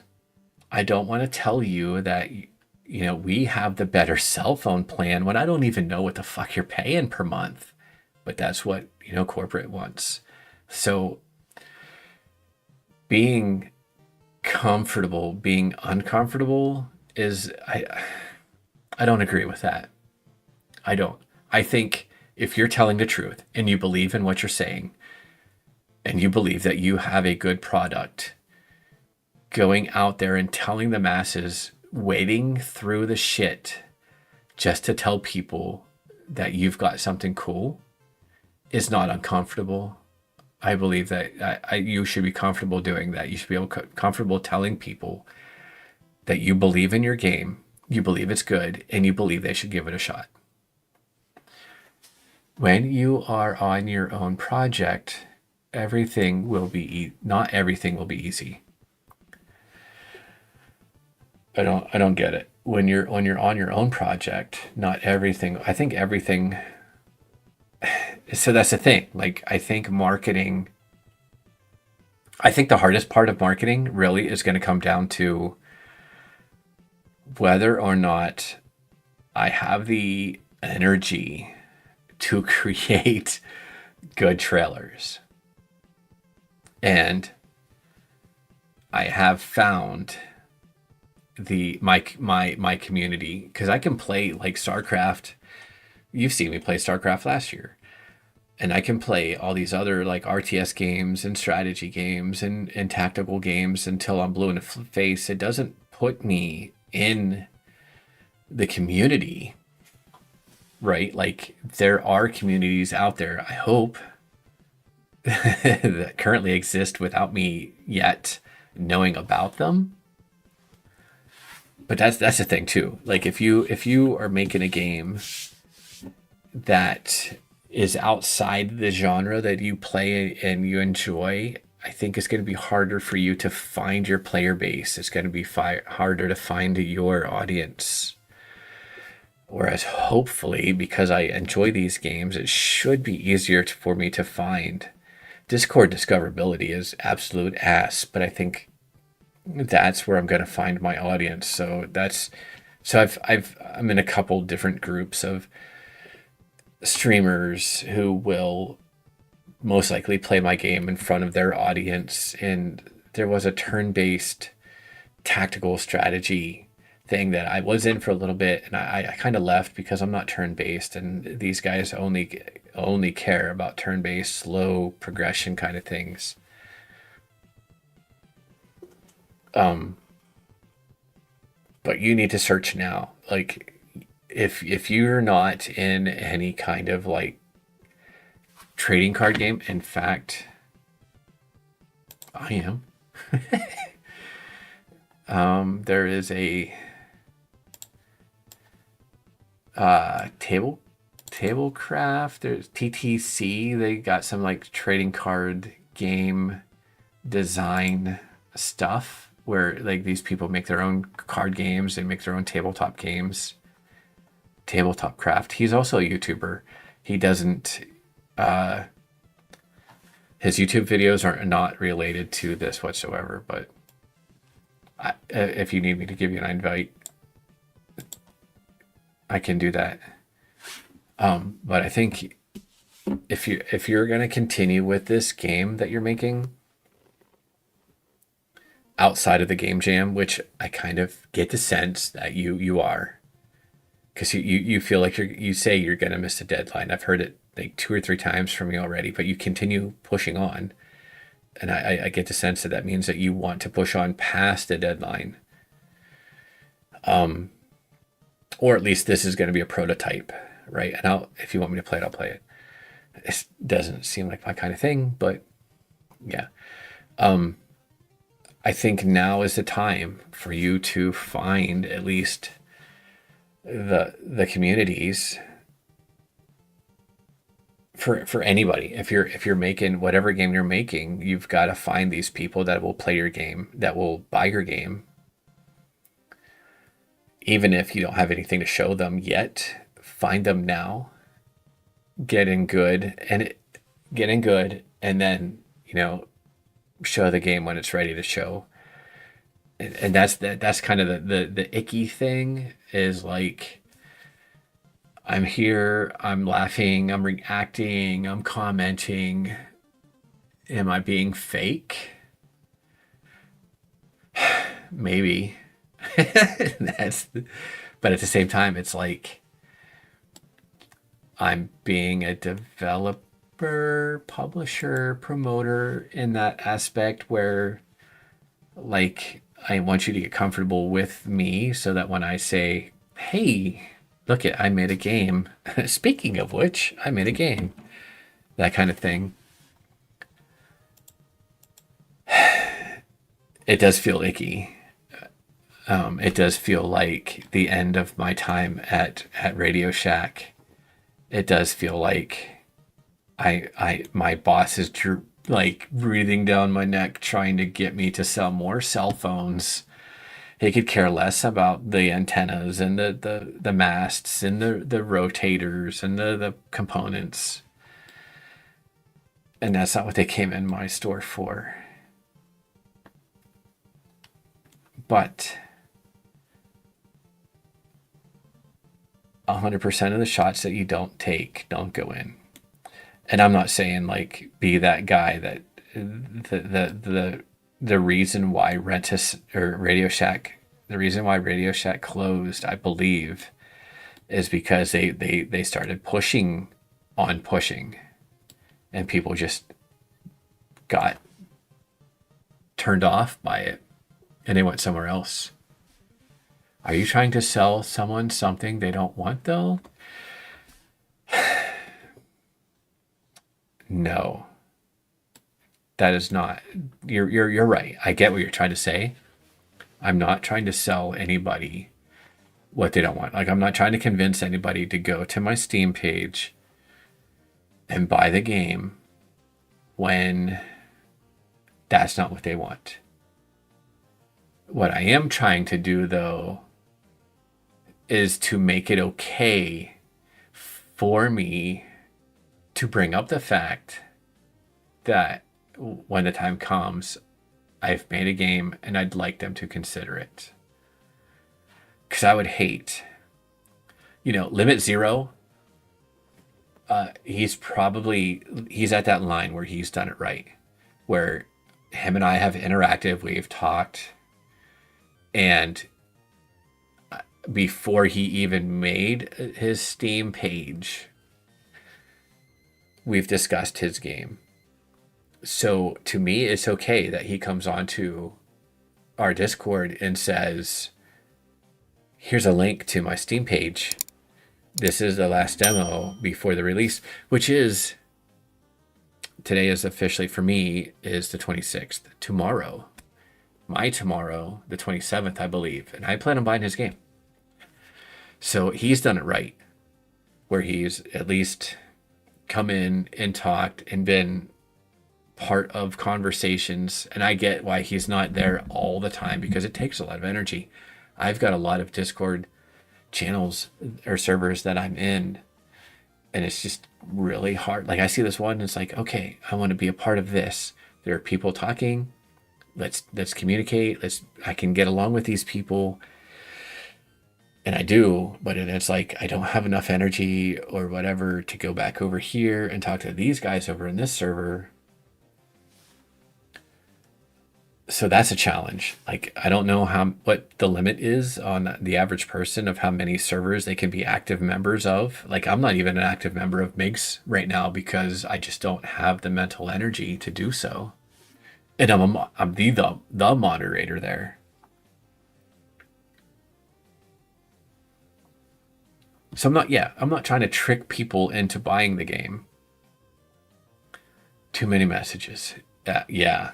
like all these little white dots along the side of my screen. Like, gotta go here, check this, check this, check this. But I am trying to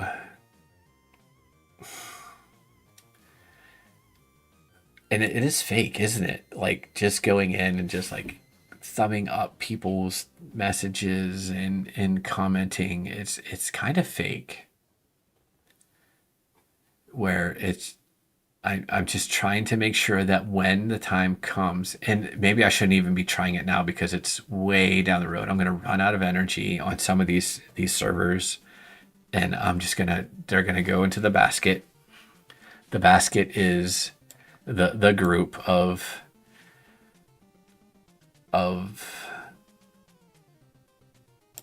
these ones where these could benefit me, like Game Dev Underground, Mabus, these guys I used to hang out with, whatever. And then there's like this basket here of ones like solo game devs, and you know this chick has been replaced by Indie Game Joe. You know, and I kind of arrange them in the order that I want to pay attention. You're right here. That's not a bad thing, Cowboy. Like you're above Meg. You're above limit 0. I kind of arrange them in the order that I think I need to pay attention to them. Is that even the way to market though? I think it's not the way. Yours is easy to read.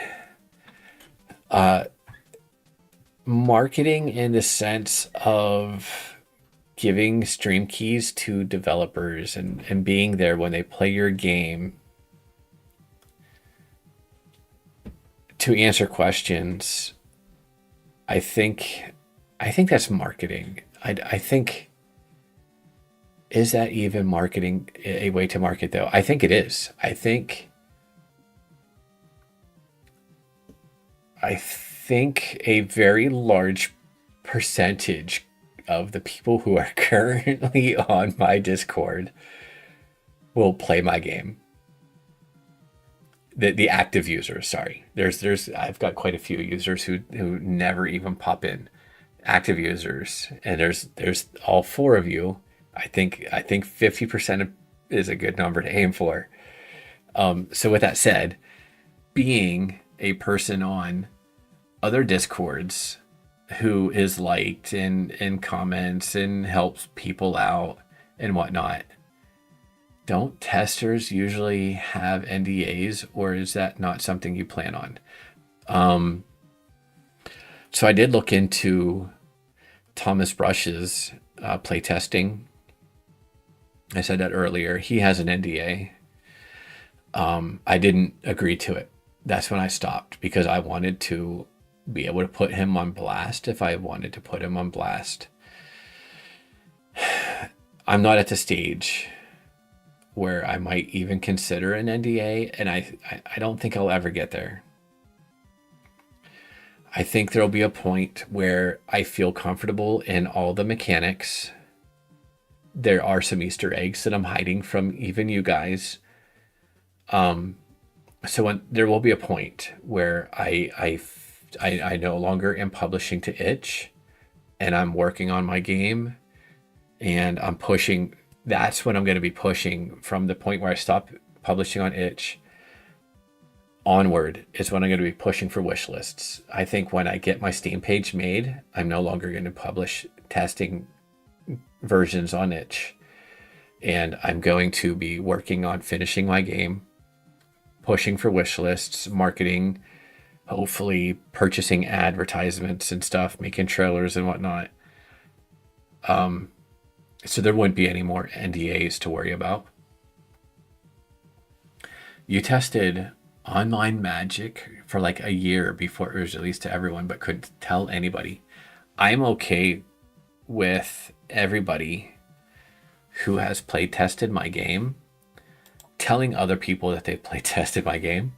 I'm okay with them sharing the current password. I change it though, hoping that will draw people to the Discord or to find me so that they can keep up on the current password to continue testing the game on their own, even if they just want to play it to experience it, and they're not gonna like tell me anything. They're not gonna like give me suggestions or report bugs or report whatever. Like, that's kind of okay to me that if they're playing and they're keeping an eye on it. Yeah, because there will be a time when it just says like wish list now on Steam, on from the itch.io page. And I don't know if I would, if I was making a Magic game, if I would have an NDA to where people couldn't say that they are in on that. I think I would appreciate people being out there saying like, yeah, I'm a game tester for such and such a game, and I really like it. And by the way, here's the password so you can go in and play too. I don't know. So I don't think I'll ever do an NDA. Yeah.